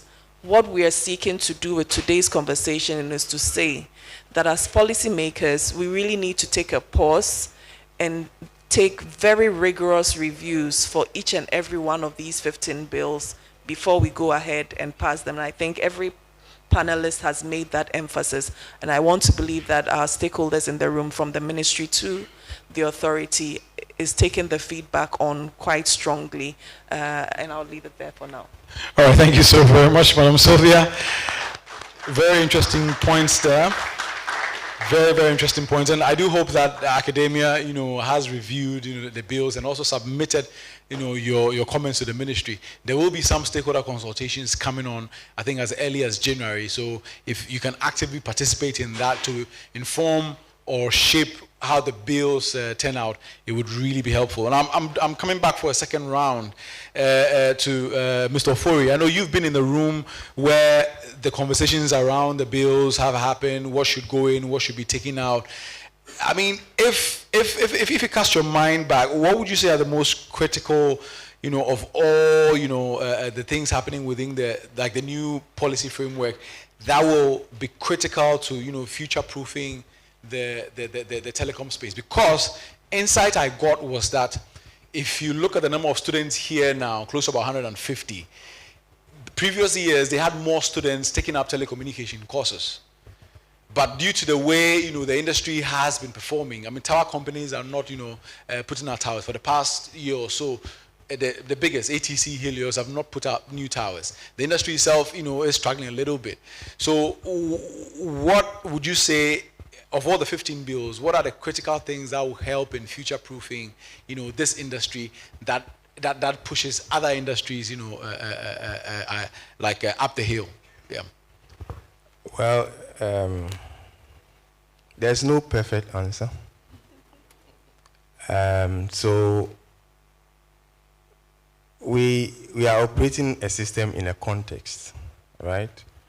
And this industry, as has been said, is capital intensive. So it is not just a walkover thing that you just put in money and then tomorrow you get the money back. And within the space, there's a lot of challenges even affecting quality of service. Apart from investing, there's a lot of things you need to go through. So what we want to do is that whatever the challenges are today, the best practices that we cite from other countries have also gone through the same problems. There are some that I think we can fix going forward, which our rep from GTUC mentioned, especially when it comes to fiber, right? If we are doing new rules, there should be a policy guidelines on how we can incorporate fiber ducts into the road contracts, right? So we can have fiber laid in a secured manner such that we can have continuous provision of services. And then also to prevent operators trying to provide services, cutting roads that has been done. So I'm need to provide service for you, I have to destroy something that the state has done, and then we don't return back to the same state at which it was done, which means we provide service to you and destroy something that we have already invested in. This is a cycle that we are running, but we need to fix it. It will not take a switch to fix, it will take time. So even though we are anticipating the best, we need to also give ourselves some time and space to grow. We can't get things just on the go, because even when you bring the policy, it will take time to implement them. And as we do them, we need to migrate services. It has cost implications to even move your fiber from where it is to where the data has been provided. Somebody must bear the cost. All these things we need to do in a way that it will benefit us in the long run. So we are doing policies that will see how we will become in future from today. And as I already said, and without just not repeating myself, we have to work together to achieve this. It is not we against them. If we do we against them, we will be where we are. So we all know where we want to go. How do we work together to get there? We also have some challenge, and the challenge is that as a country, we need to raise revenue to support development, right? So we have providers also providing revenue. How do we balance the thing in growing and providing services that will help these services to come to you? Without electricity, there's no telecom. So if you don't have electricity, it doesn't matter what operators provide. It's not relevant. So you need electricity. Somebody must pay for that. And then they can provide the service. We need to also extend the services to some distance part, so that if I come from a place where my company is sending me, is the service available? But what is the incentive for operator to go there? It also has cost implications. So there's a lot of dynamics that come to play. It is not just a simple answer that just provide a service and these people are available. Why don't you have the service? It takes a lot to be there. And it takes a lot to sustain the service. Number two, it requires us to also use the service for them to get their revenue to continue to provide the service. Now, sometimes you provide a service and people are not using it. What do? You have already invested. The person is not using it. So it keeps increasing our cost, and we are not able to extend. So we hope, it is our hope, and as I said, we are reviewing these laws in anticipating that whatever the intentions are, we'll be able to achieve them. But we cannot achieve them as a ministry alone. We have to achieve it as an industry going forward. There are some comments that has come, and I've categorized the comments, right? There are some that will improve the bill. There are some that is sounding a different way of saying the same thing, but different wording. And there are some that are impractical. It can never be implemented. Yes, it is nice on paper, but it can never be implemented in the space we operate. So these are the category of comments. So despite the fact that we want things to move quickly, we need to juxtapose all these things where it belongs. Some cannot be done now. Some of the comments, we have to wait a little to see how even the industry plays. Now we talk about significant market power. There's only one operator, which is strong. To me as a policymaker, it is not good. To you as a consumer, it's not good because you don't have option, right? Before, in 2008, we had options. I quite remember the adverts that they were doing. There's a lot of competition, and competition helps us to get best value. Now, if it is only one person who is strong, and we don't have anybody even pushing them to do more of services that will benefit us, it becomes not challenging, even for them. There's no challenge. And so they provide anything. So we also have to look at how to bring some of the others to come into play to offer services and competition so that in moving forward, we have a balance. And then, as she said, the cost does not become only on one person. If it's a shared cost, it is easy for all of us to grow. That's how we are perceiving how things will be. But as I said, we don't know what will happen tomorrow. Okay, so we have to be very patient in our expectations. But we have grown to this stage from 500,000 to over 40 million. That's a lot of progress. But there's more progress to come because technology keeps changing. We might get to a point where we might not invest so much in technology because of what is happening in the space. So our capital expenditure might come down because people are bringing equipment that has to be more efficient, so that resources you pump in will be less, so that we can provide services at affordable rate to all of us. All right, thank you so very much. Now, just to say that we'll acknowledge some persons. Madam Cynthia Kafia from Telecel, very experienced within the space, is also in the house. And I want to ask you, the students, how many of you have seen fiber being laid, these days, roads being dug, making movements a bit inconvenient? I show by hands, how many of you? Okay, so I think the point he was making was around infrastructure protection, and we must say from the chamber that the ministry led by Honorable Samuel Nate George has been very open in engaging with us, and even made a pronouncement in South Africa about the fact that a cabinet brief that the industry developed for what we call a dig once policy, where if they are building their roads, like you saw in the video, they will lay fiber. So it's not now that people are now going to cut roads and relay fiber. If that policy is implemented, it would absolutely cut down on fiber costs and ensure that you get reliable service, reliable internet, and even the school can give you free internet at some point. A round of applause to that.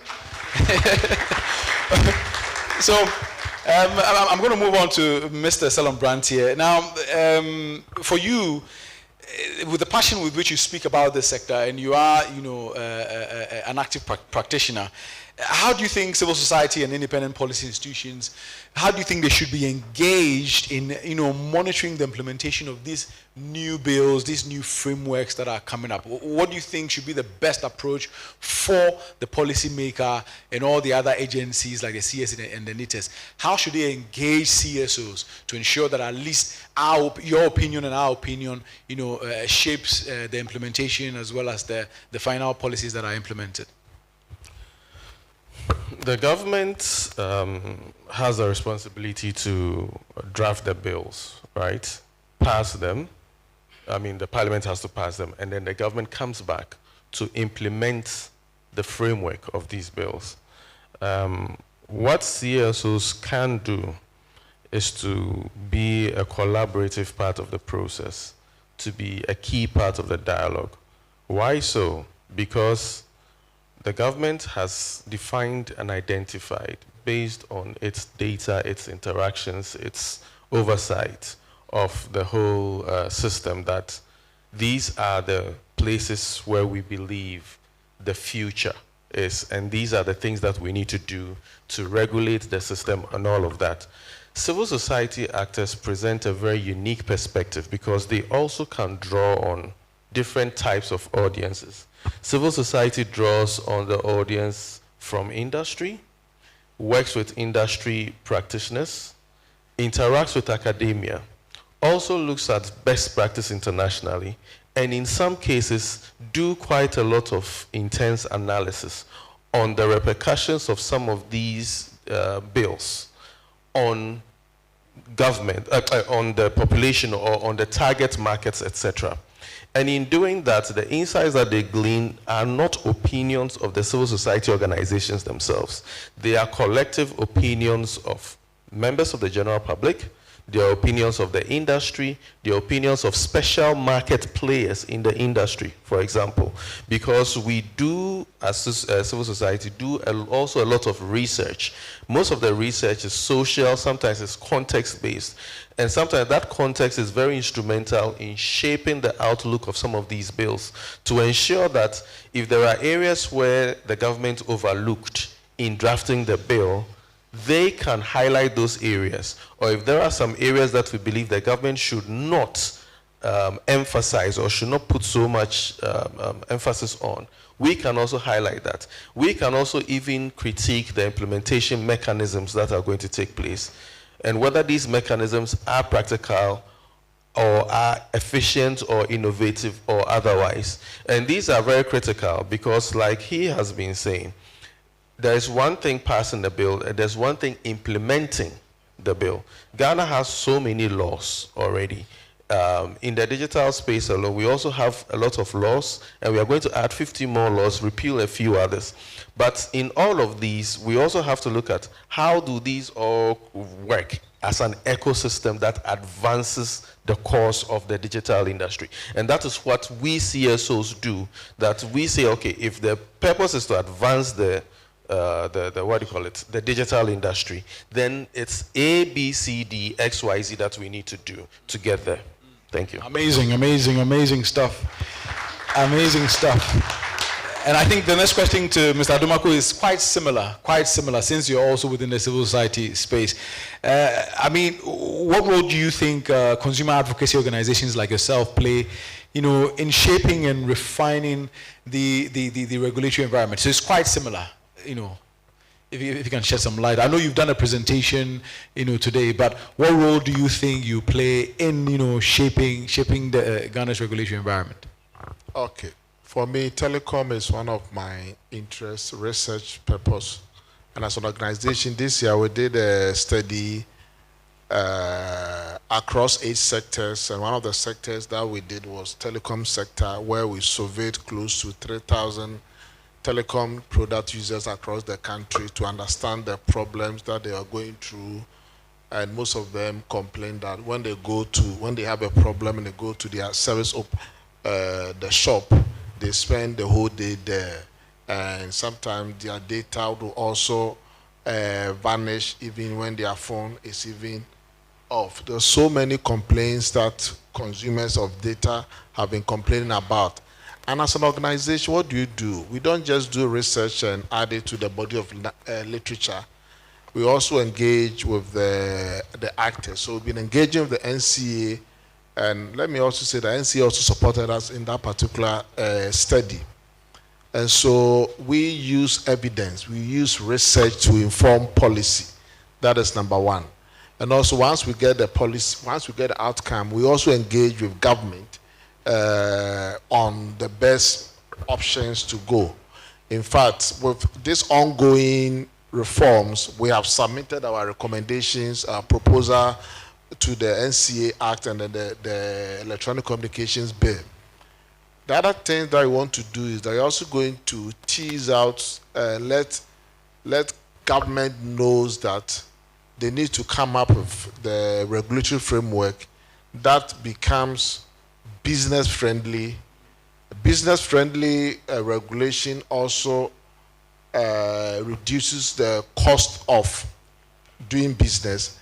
And once cost of doing business goes down, consumers also get reduced cost in buying these services. And so as an organization, though we are consumer protection, most of the work that we do center on consumer protection and competition, we also want to see that there's a level playing field for businesses that are operating in the telecom sector, as I said, so that we don't see a winner taking everything. That is number one. We also want to see a balance. How do you ensure that the welfare of businesses and the welfare of consumers are attained at the same time?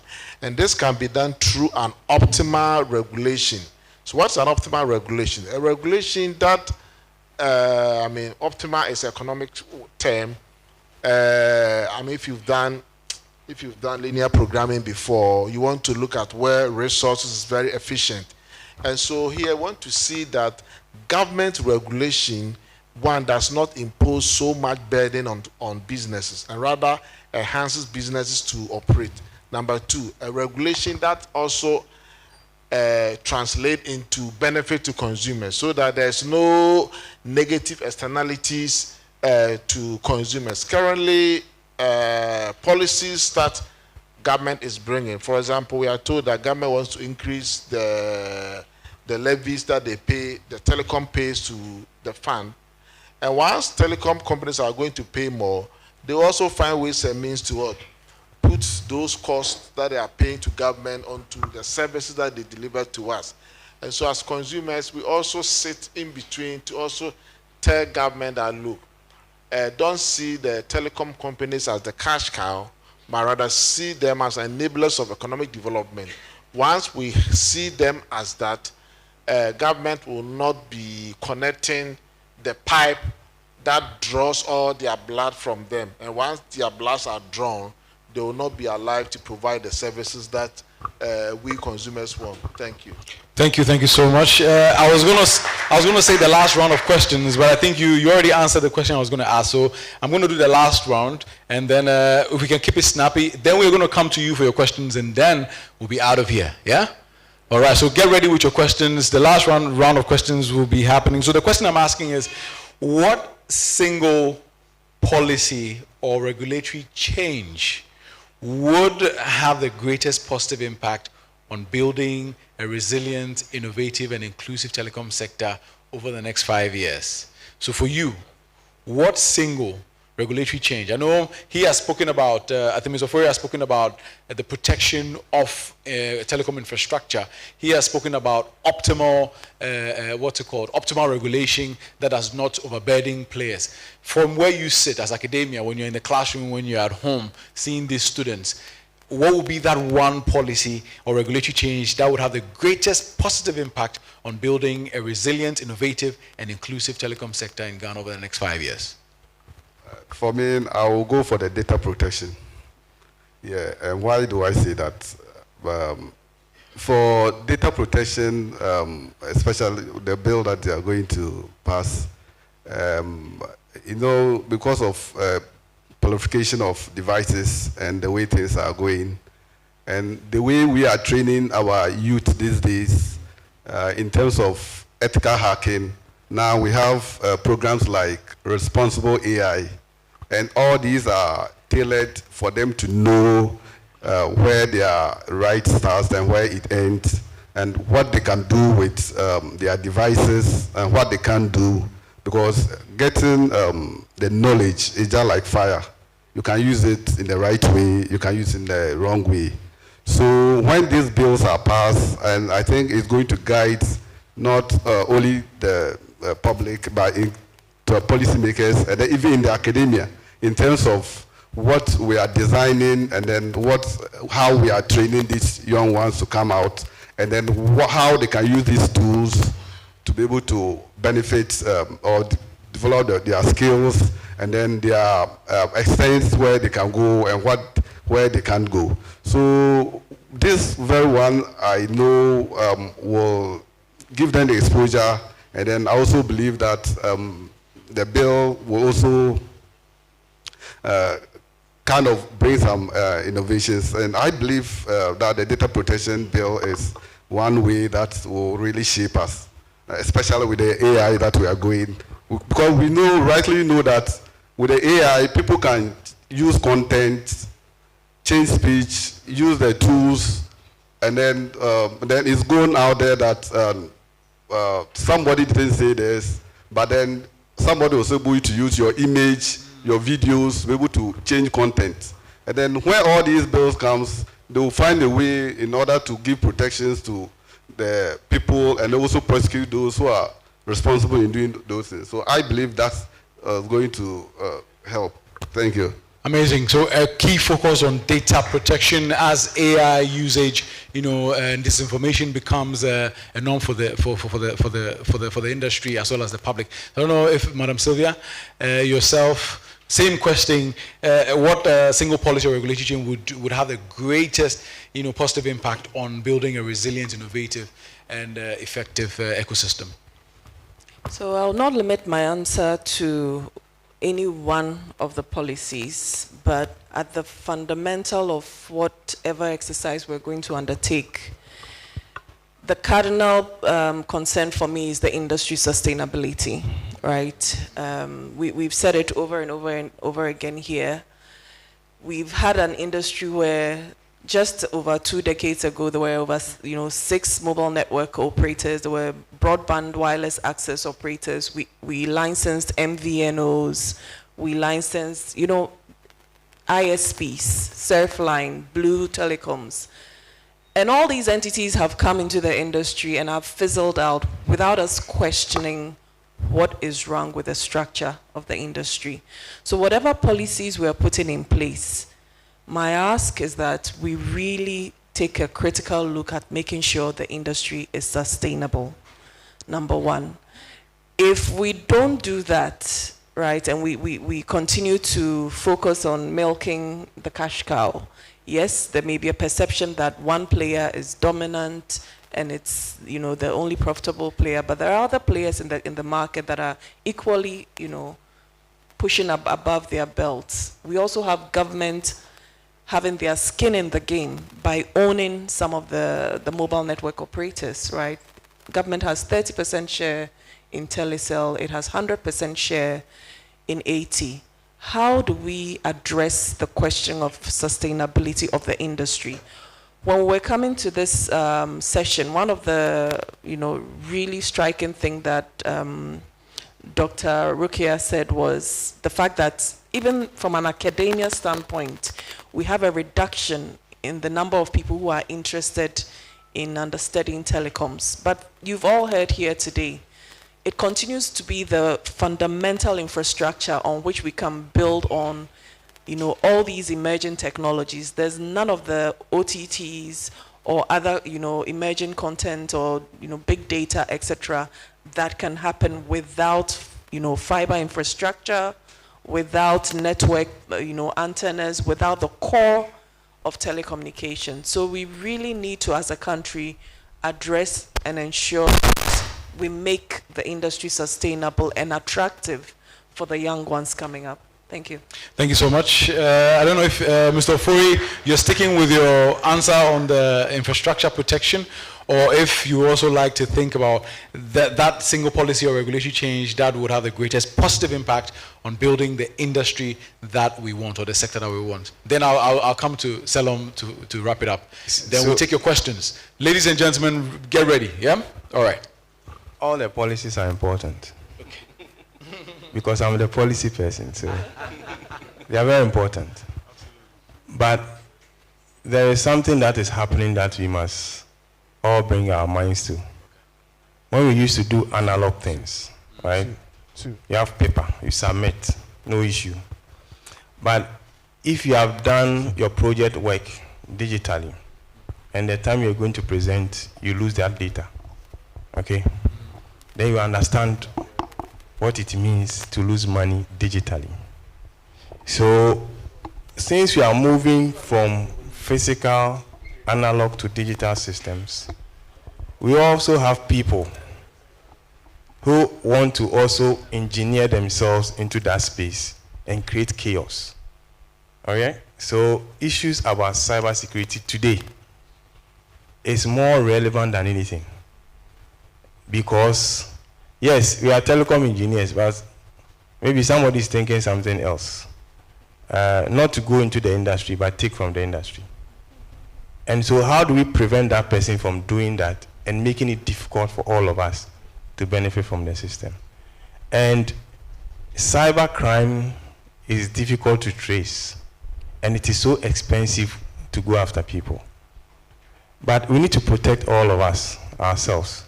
So as we move a notch high, ourselves, we bring ourselves back. And so there's a lot of things that we need to do. And Sylvia talked about identifying people, right? SIM registration. We keep going and coming back, right? Because of our own making. We are part of the whole system. So sometimes it is easy to point fingers, but the system is not working because of us, we. If you want the system to work for us, we must all follow the rules. But as people, some people will never be rational. And so we will make mistakes, but we'll improve. So we want to put more focus on data protection, which is your data that is online, so that you can access things easily, and prevent people from also hacking that data and using it elsewhere maliciously. All these things we need to protect whilst you are online. Even the infrastructure that the telcos are providing, we need to ensure that it is protected. Because once it is attacked, right, it doesn't matter where you are, you'll be affected. And we have experienced this before when the submarine cables were cut. Yeah, March 14th, 2024. Right? When it was cut, then you could see the sweat on everybody's face. The country came to a standstill. We can't experience that again. But we are in an era where we can experience that. And we need to find a way of strengthening these institutions to protect us. Yes, there might be things that we think they are overstretched. As I said, we don't have a perfect system. We need to find a way of dialoguing to improve the system and perfect it to benefit all of us. That is the way we can go. The telecom engineers that we want to become, please, we need to think of more innovative solutions to bring technology closer to people, not only us. And as a policy maker, I'm also a subscriber, right? So the things I'm doing would affect me too. So I don't sit outside. So we also look at things that, when we do, affect us. And that is how we are making our policies to be citizen-centric. We open our doors to receive comments, criticisms, but it should be solution-oriented, not problems, narrations. Okay? You shouldn't be critiquing just to bring problems. It doesn't help anybody. Critique with solution. Solutions that are viable and realistic to implement. All right, thank you so much. Solomon has the last word.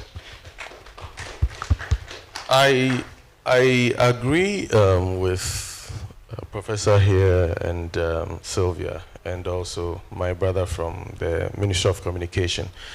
Before we even move into the highly digitized space that we have, the most important thing is the protection of our digital identity.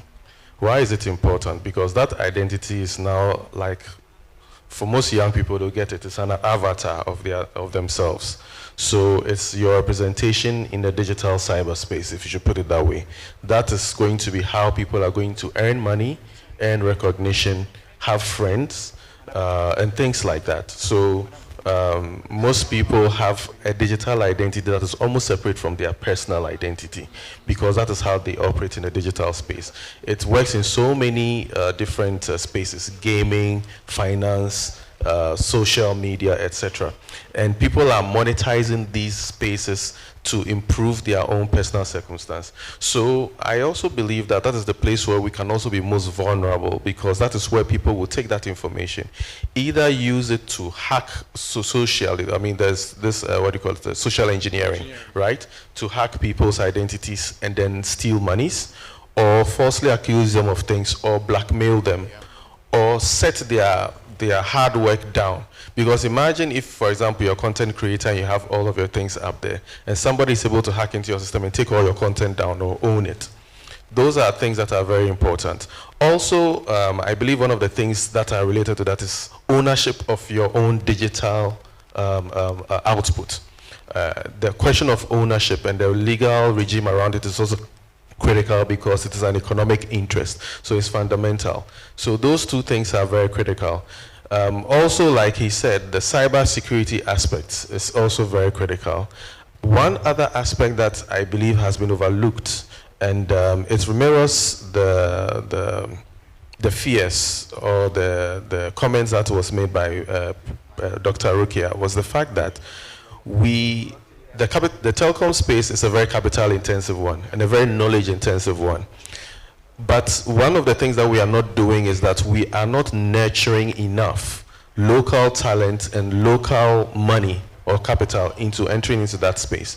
And I believe that it is time the government stopped looking at only what they can take from the telecom industry, but what they can give in the form of incentives, so that local tower companies can also come into the system.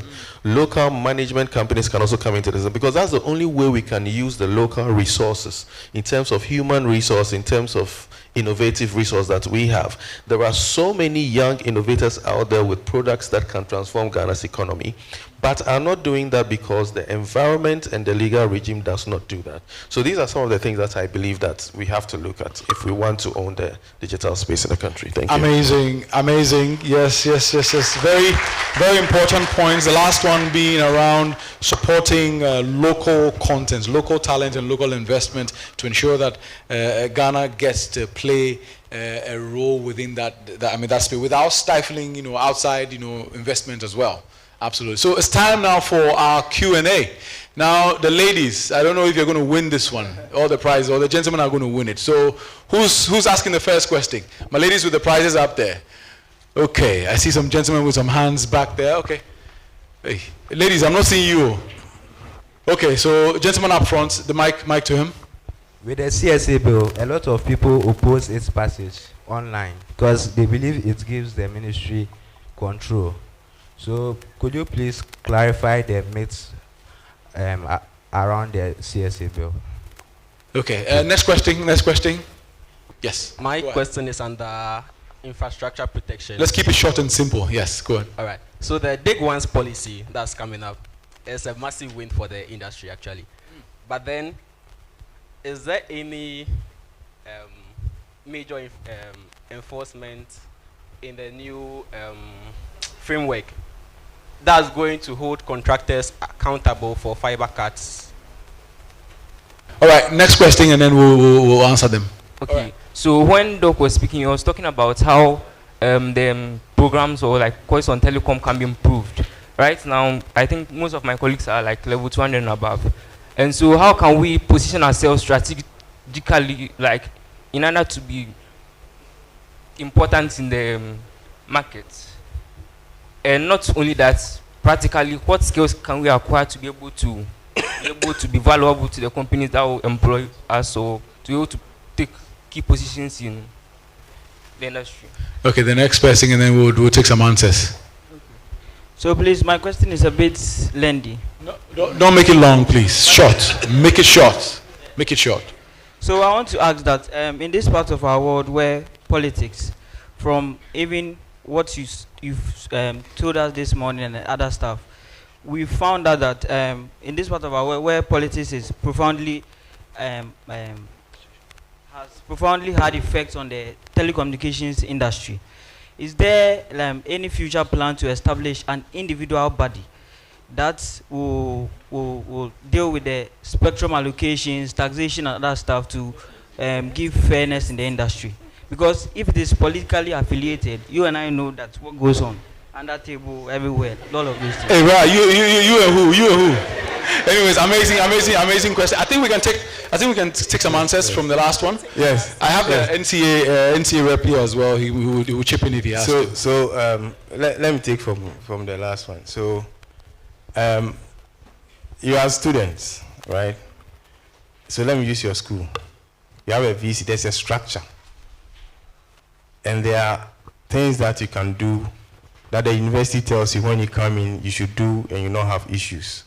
There are things that when you do, you have issues, or you might not even finish or have your certificate, right?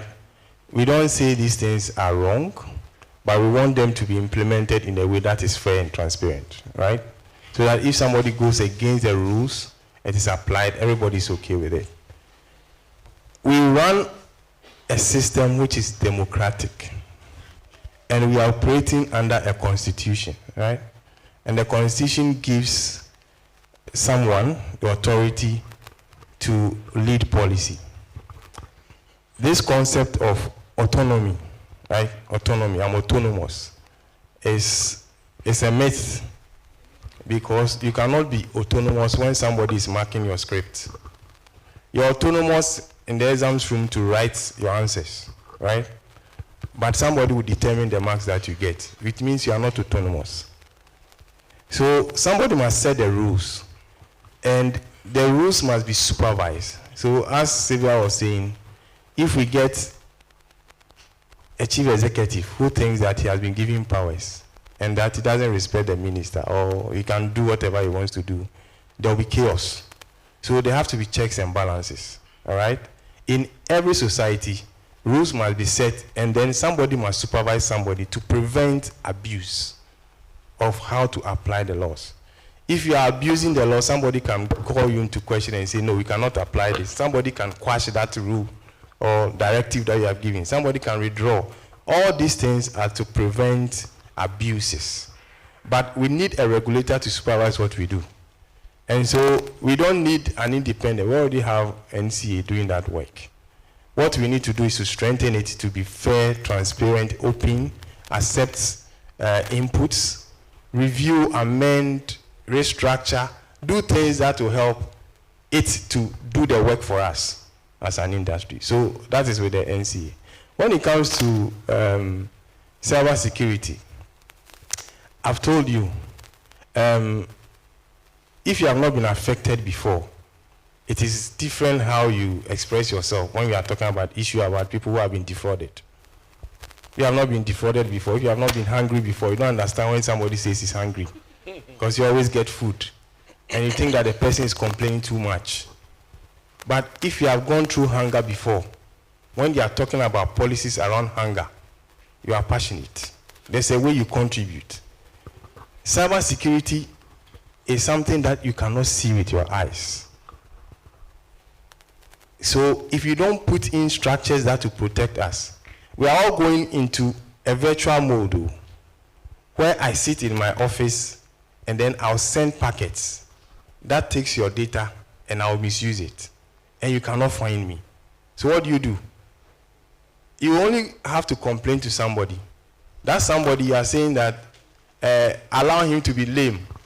So you complain, I can't do anything. Where would we be? Nowhere. But the guy knows that, look, the people who are into cyber crime are also reading the law. Don't forget, they are also reading the law and they are re-strategizing on how to beat the law. So we need to strengthen this whole area for our benefit. It might not be perfect, it's okay. But as I said, it is not the strolls that you put on social media that is important. The issue is that the bill has been given to you. What is your input to improve it? What have you written? What you have written, does it make sense? So what you write, somebody must read and see that it makes sense. So it's not just about the insult. No, we have to elevate ourselves from that. It's a knowledge forum. So we have individual ideas. We need to share ideas on how to improve systems, and that will be good. When it comes to the fiber, we are a telecom industry putting fiber. That is where we are. But the road is done by another person. So we need to work together. We cannot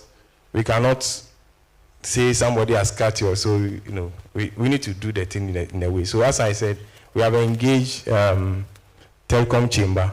We are actually putting together a cabinet memo on how to get road contractors, in fact, road contracting, have fiber ducts. But this has to be done collaboratively, right, with the Ministry of Roads. They have to appreciate what you are saying, number one. And then, how feasible is it? Number two, what is the cost implication? Who is going to manage it? So it is not just putting the thing there. There are so many structures that we have to think through well. But the object is clear. Protect our infrastructure, because I said we have water as a utility, electricity as a utility. Telecom is now a utility. So if it's a utility, we need to protect it. And we need to do it in such a way that it will benefit us. So this is the direction. It's not about punishing people, it's about finding solutions, okay? So in asking questions, in preferring solutions, we need to think about how do we fix the problem. That should be the way we think now, okay? If you go to social media, anytime you are writing, think about it. What you are writing, how does it solve a problem? If it's not solving a problem, don't write it, right? Because you are not contributing to knowledge. You are depleting the knowledge. You need to contribute. So we elevate the conversation. No insult. Don't insult people. Write something that makes sense. So somebody said, this is a good thing. Let's look at it. Okay? And then by just giving a solution doesn't mean that it is okay. It has financial implication. How are we going to fund it? You didn't consider that. You just put it there. But somebody's work is to think about how to fund what you have put there. And who is going to pay for it? You and I. Right? And how do we get the money to pay for it? Tax. You are complaining about the tax. So how do we go about it? So this is how we have to look at it holistically. Okay? So as you are coming, please, use the platforms beneficially, okay? Don't follow others. Just do things that will elevate you and make you useful for the development of the country. Yeah, so I just want to add on to Mr. Ofori's comment. So when it comes to spectrum, the NCA is a regulator, and we operate within the mandate of our act as a NCA Act and Electronic Communications Act. So we have processes and procedures. If an entity wants spectrum, you have to go through that process and procedures. I mean, the telecom companies were not issued spectrum on political lines. I mean, it's based on need, and even for telecom companies, we have a different process for it. We call for applications, and it's a very transparent process. And then they have, if you qualify or you want to participate, you go through that process. So it's not based on whether this telecom company is MPP or NDC. We don't do that. And when it comes to taxes, taxes are passed in Parliament. So you can't have an independent body deciding on the taxes for the country. The taxes is for the people, and the country will have to decide on the taxes. I mean, obviously, in certain industries, the taxes are high. We have to have that conversation. But it's up to Parliament to pass those taxes into law. I mean, there are some taxes that have been scrapped recently, and it's because of concerns by the public and also because of the direction of the new government. So don't think that spectrum is issued on political lines. Clearly, we have a procedure. I mean, there are certain situations where policy direction from the government would decide on how the spectrum should be allocated or assigned.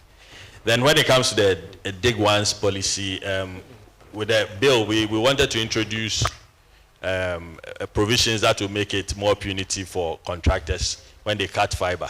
But I believe that if the Dig Once policy is implemented, it would significantly reduce incidences of fiber cut. And probably that provision may not even be, no, we'll put it there, we are not taking it out, but it may not be applied as, I mean, currently if we had that provision, I'm sure there'll be a lot of contractors who would fall foul to it. So, I mean, as mentioned by all the speakers, you read our acts. If you've seen any loopholes or if seen any issues that you want us to address, then you can make a comment. But don't listen to other people. Just go through the bills and make your comments. Thank you. Thank you so much. I don't know if there are any comments on any of the questions on the panel.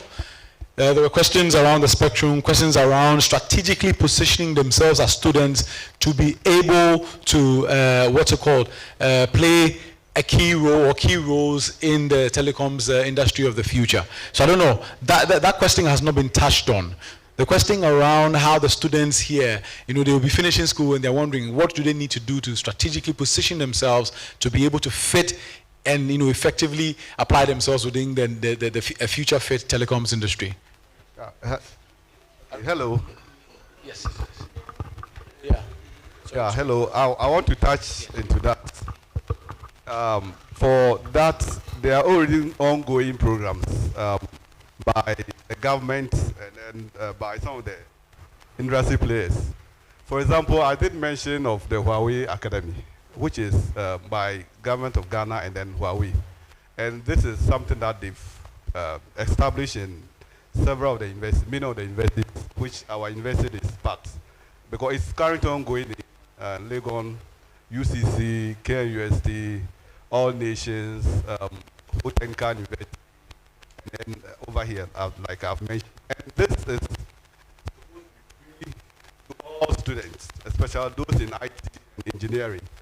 And it's been a hell getting students to participate in this.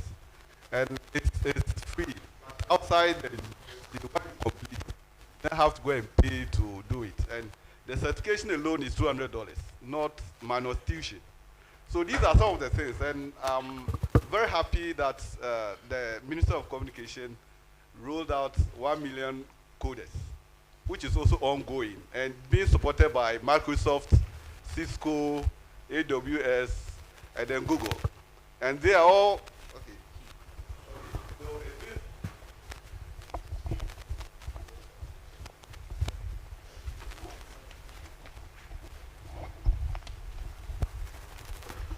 okay, thank you. So, like I've already mentioned the Huawei Academy, then there's Status Quo also ongoing. I think that one is being supported by or being run by Telecel.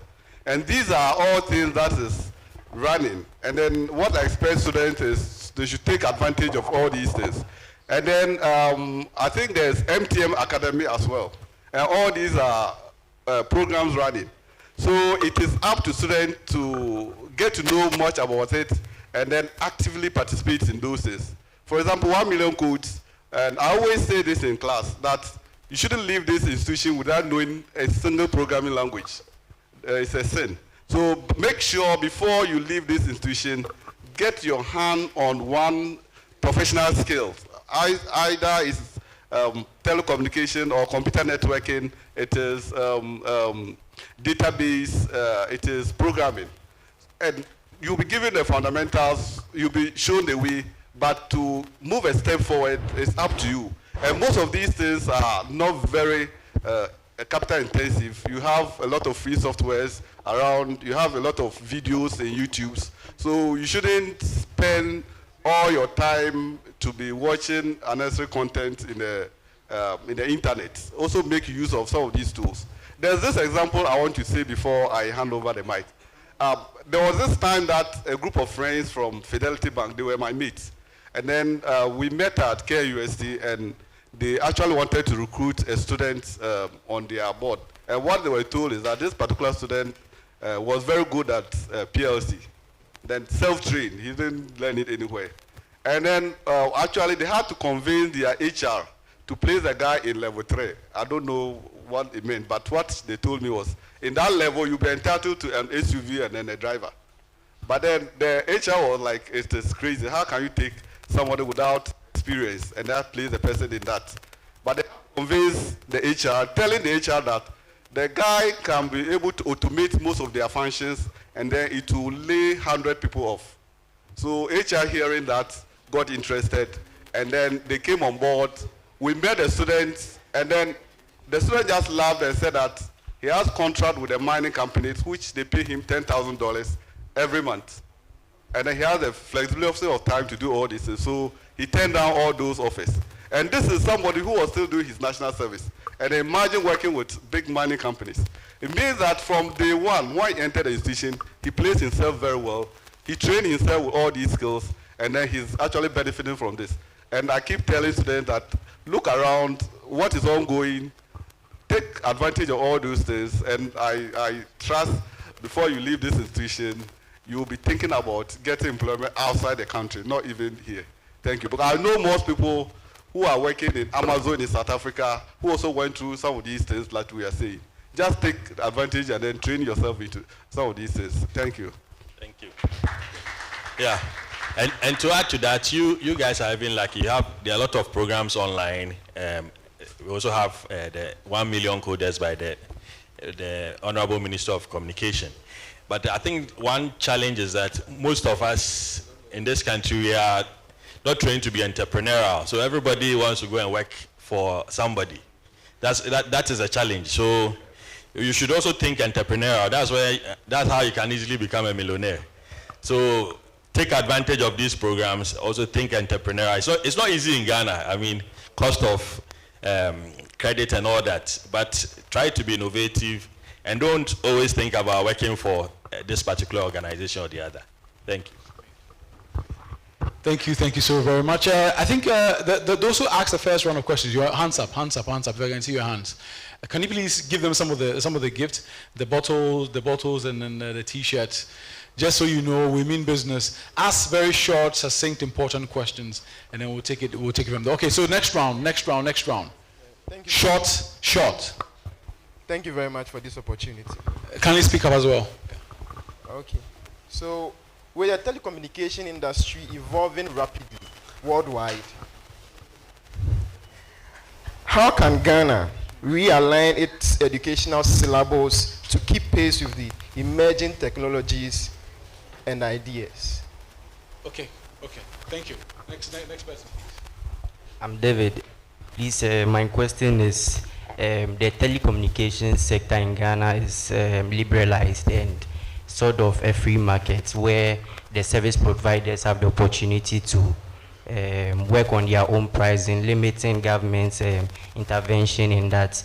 And during the middle of this year, government made intentions of merging AT and Telecel together, of which they have shares in them, which Madam Sylvia mentioned.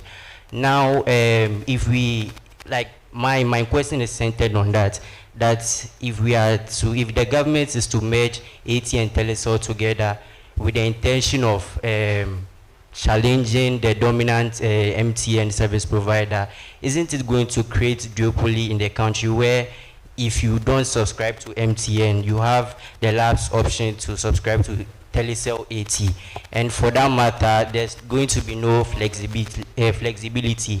And also considering the financial obligations of these two companies, that's AT and Telecel, according to parliamentary committees, when this matter was brought up onto the table, investigations showed that Telecel only is, like, its financial obligations around 4.6 billion Ghana cedis, and AT is also around 3.5 billion Ghana cedis.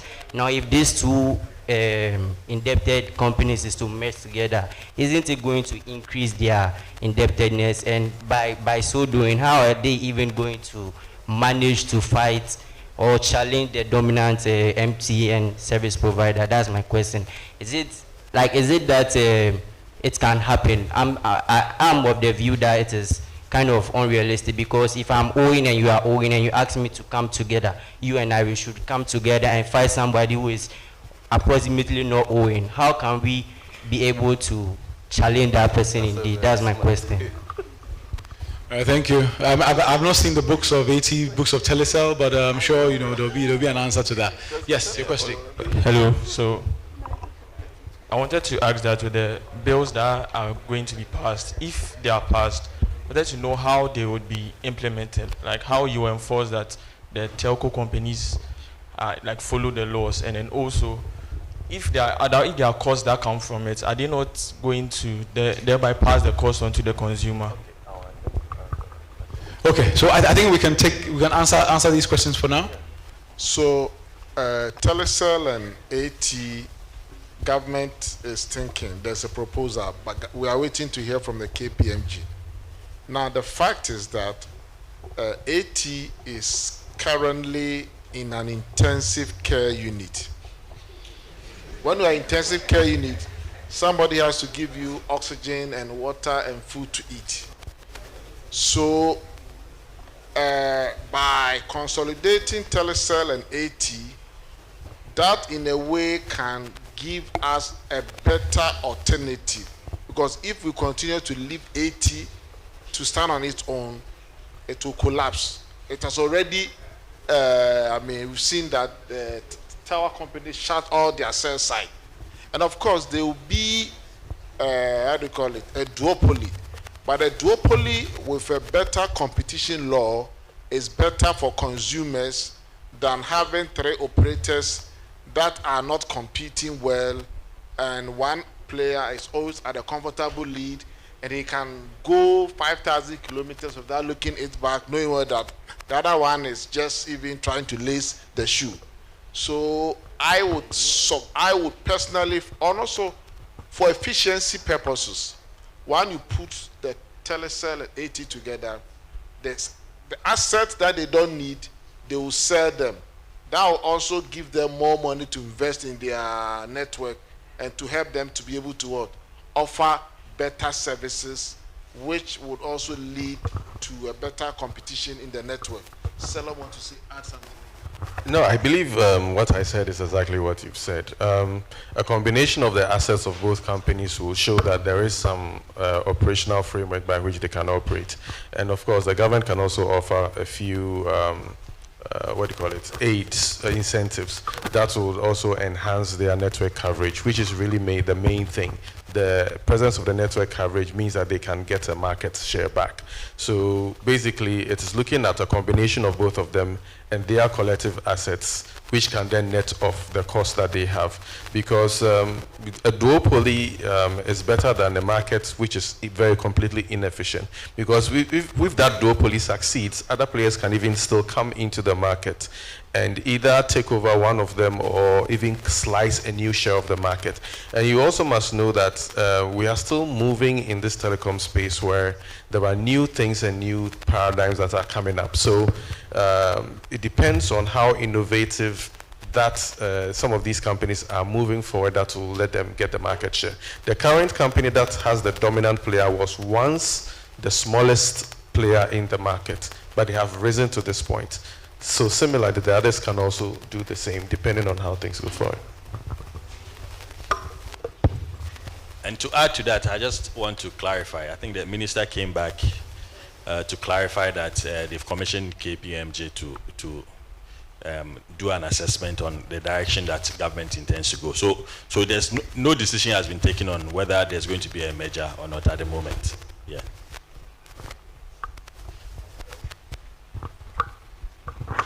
Okay, are the answers exhausted or there's some more?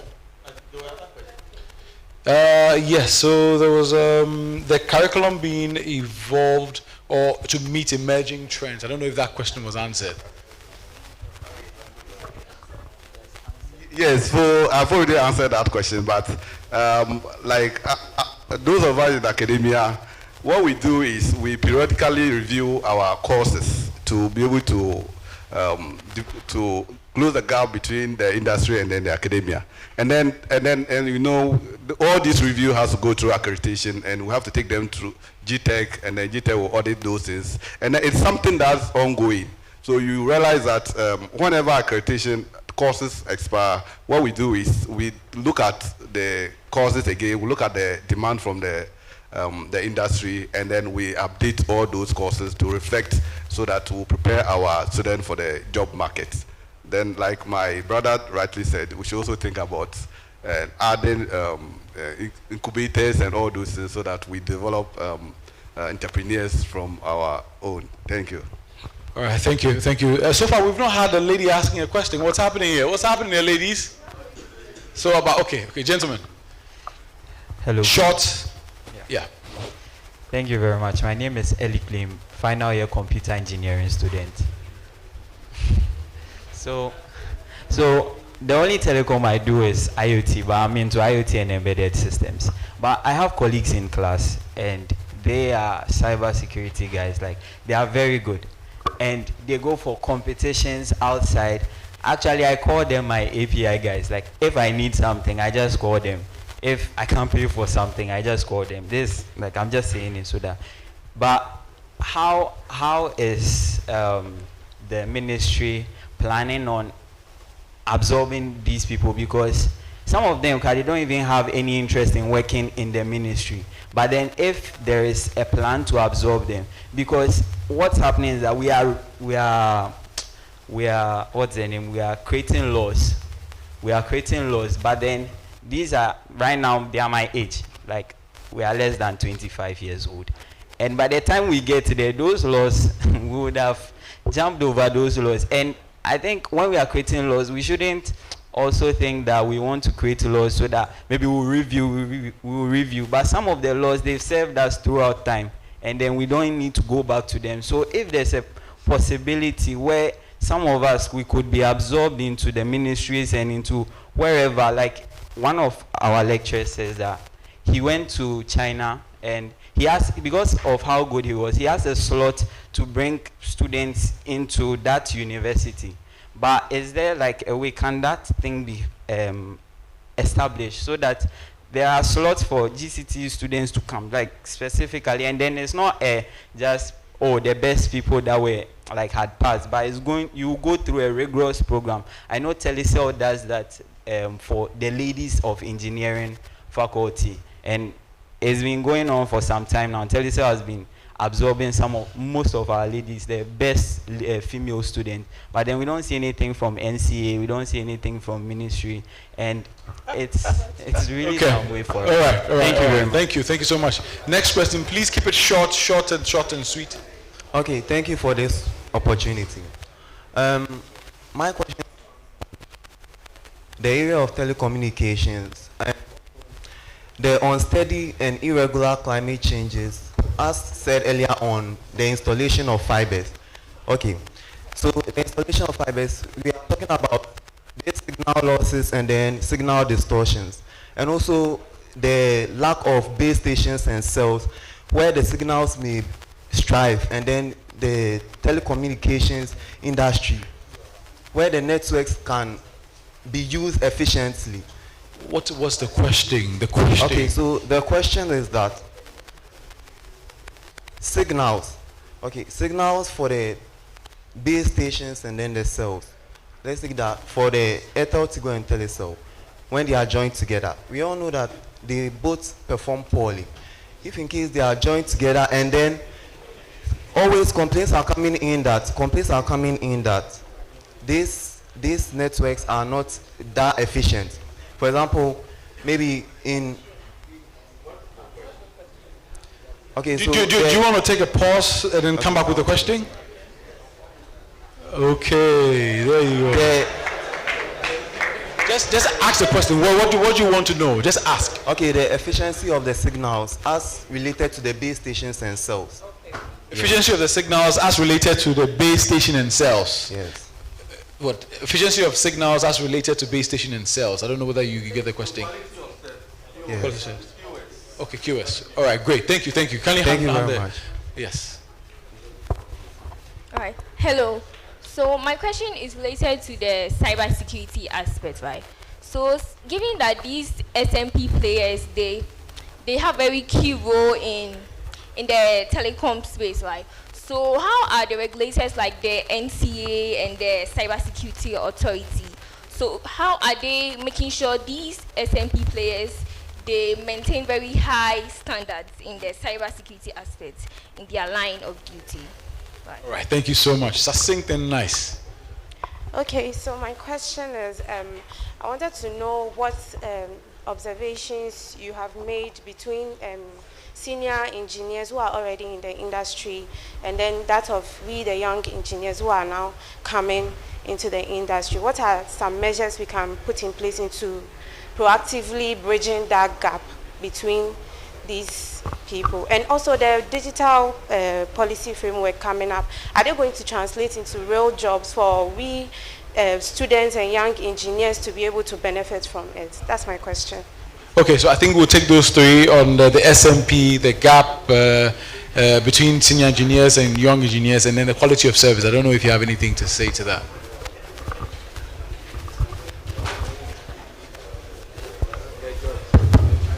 So I think the first person's question was on we having poorer quality of service if we merge AT and Telecom. They both there are license conditions that they have to comply with. So if they merge, they will still have to ensure that they meet the required quality of service. I mean, there's been an initial measure before. What's the company? Airtel and Tigo. They merged. I mean, initially there were issues, but they resolved it and they were able to provide the required service to consumers. So, I mean, investment is important. So even if you are going to merge these two, there has to be more or less a conducive environment for investment to be poured into the. If we want to merge the two, they need investment. They need to invest in equipment to compete with MTN. I mean, it's not just a merger. You have to upgrade your network, you have to expand your network, you have to improve your quality of experience. So, I mean, that should also be part of the conversation if we are looking at a merger. It shouldn't be just two companies merging. We'll have to find a way to pour investment into the merged entity.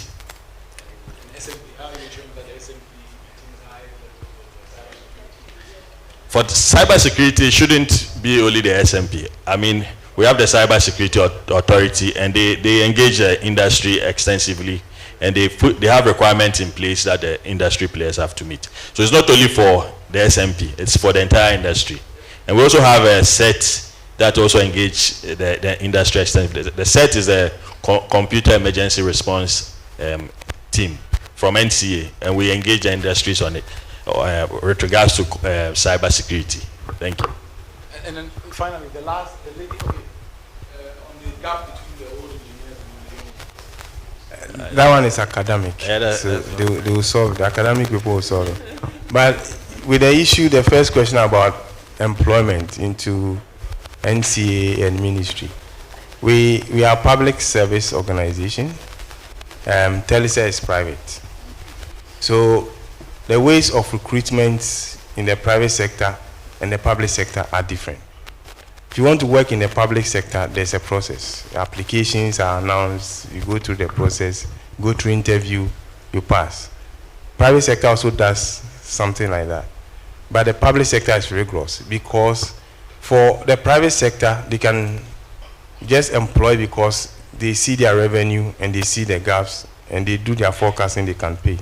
With public, we have to get something we call technical approval, right? So that we should recruit this number of people. Number two, there has to be financial clearance.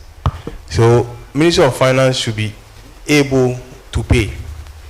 So you cannot recruit when you don't have money to pay. Then the issue will be that you work and you are not being paid. So that is the issue about the public sector. But my colleague said something.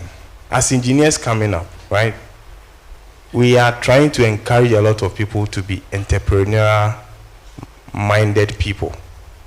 Don't be doing your course thinking that somebody should employ you. In this age, if that's how you are thinking, please, that is in 2002. Don't think that way, right? Think about what courses I can run to start something of my own. Something, a solution that I can champion, there's a lot of things you can do with your engineering background. Not necessarily going to work for somebody. It's also an opportunity. But we all know that it is not only GCTU that produces telecom engineers. We also come from KNUST, right? There are other people. So at the end of the year, how many people come out? But how many spaces are available to be employed? There are very few. So what happens to the rest of us? We can't do anything. We have a lot of brain power that can turn us around.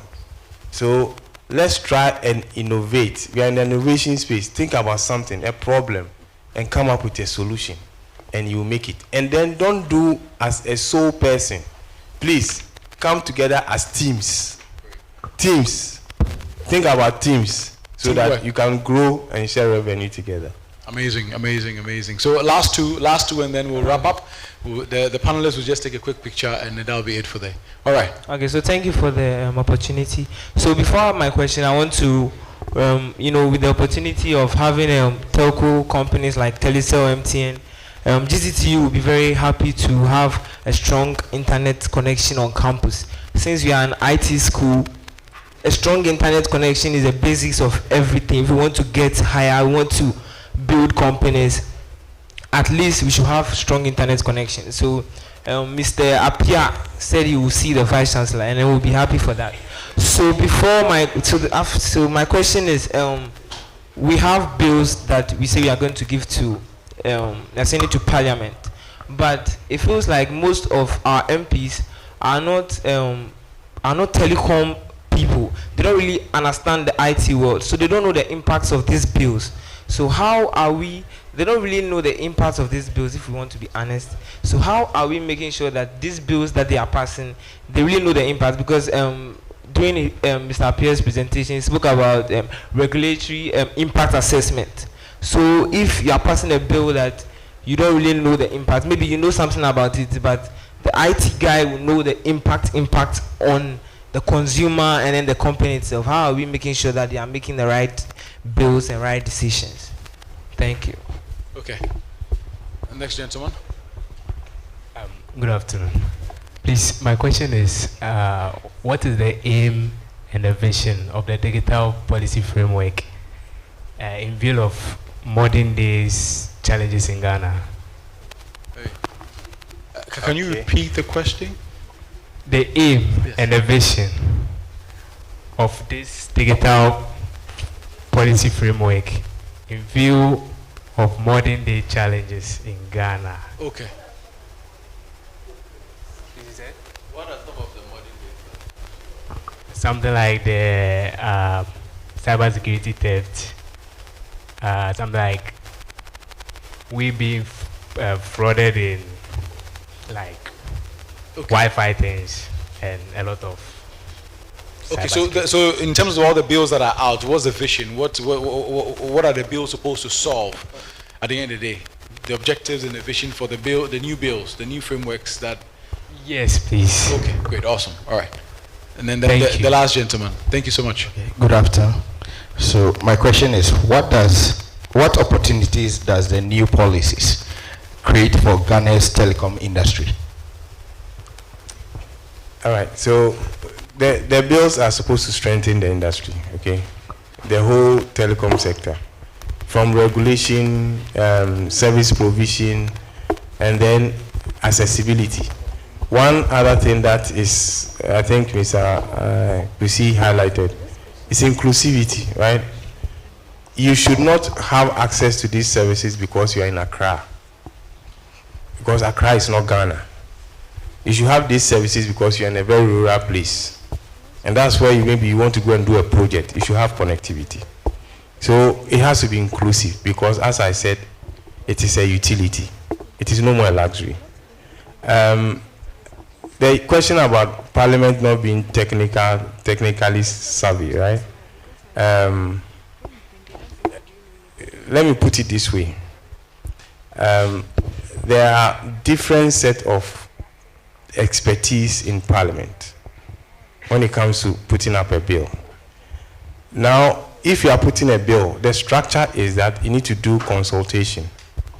And so we have technical people who understand, and as you said, you can contribute to the bill. When it gets to Parliament, the idea is how feasible the thing will work, how it addresses social issues. They are not going to look at how you connect one place to another. That's not what they are supposed to do. That's what we are supposed to do. So the bill must be coherent in helping us to be able to achieve the objective of serving the people. But does it read well? That's what they are going to look at because it's a law.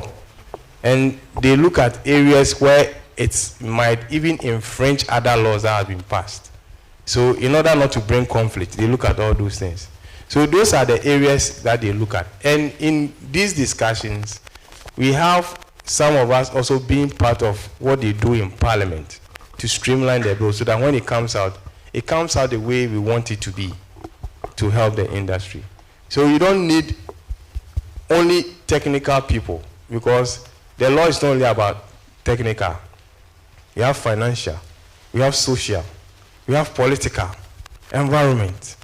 So people must look at the law in all these spheres, putting their glasses on, so it addresses all the concerns.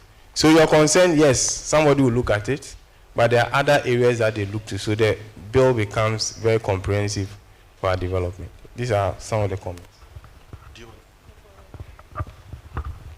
One thing that I've seen has resonated amongst quite a few of the questions is the fact that you are asking what opportunities exist. Somebody was asking government to give slots, etc. Let me just add to that very briefly. You do not need to be in government or working for government to be ordered to impact in a space. You can do that even as a private person or as private people. In the area of cybersecurity, for example, this legal framework is going to open massive opportunities. You can set up cybersecurity audit organizations with your friends, target small, medium companies, sell your services to them. These days, there are so many things that are coming up in some of these areas. Very, very soon, there are going to be laws that are passed for digital assets, for example, crypto and the rest. What I believe you people, as young people, should do is that you should take more time to learn about the future of some of these things and then build your skill set towards them. And you sometimes do not even need the G-Tech and all of that to do that. I sit here and I'm learning about MCP service and about generative AI and about agentic AI, but it is not in any curriculum in Ghana. But the fact that I learn about it means that if I have to deploy a technology somewhere that requires those services, I can do that. The thing is that if I, as old as I am, spend so much time doing that, what about you young people with all the new technologies that are available to you at the snap of a finger? You guys need to build those capabilities, advertise your capabilities, and then you can even start making your own advisories on TikTok, on Twitter, or wherever, because that is where others are going to get themselves recognized. If you do that, the government will start paying attention to you. It is not only about writing applications. And like it was said earlier, if you are not entrepreneurial, the world will leave you behind. My company has employed people from this university. I think we have employed about 4 or 5 alumni from this university over the last 10 years. And they've all been very excellent, I must say. But then it also starts from you. If you want to change the world, you don't need a government to help you do that. Thank you. Amazing. Thank you, Salom. I think you've hit the nail right there. I'll just add on to what Salom is saying, right? Someone asked the question, what job opportunities does the new bill propose for them? You will not know until you've taken time yourselves to familiarize yourselves with the bill and see what direction from a Ministry of Communication and Digital Technology standpoint they're seeking to take Ghana, right? And how you then plug in there. I believe when you just look at even the Cybersecurity Act and the fact that they need so many, I mean, it's going to require a lot of expertise when it comes to ensuring that even people are compliant. From Data Protections Act, how are companies, small and medium-sized companies, ensuring they are complying to these bills and acts? So don't limit your scope to just saying you're educating yourself into the network space. Yes, our members are more than happy to absorb as many of you as are competent, as are being filtered. You've all mentioned already, Huawei has a program running, Telecel has a program running, MTN has a program running. Most of the members already have academia partnerships going on. But over and above those partnerships is for you to distill within these policies that are coming up the opportunities in there for your own entrepreneurial, adventures.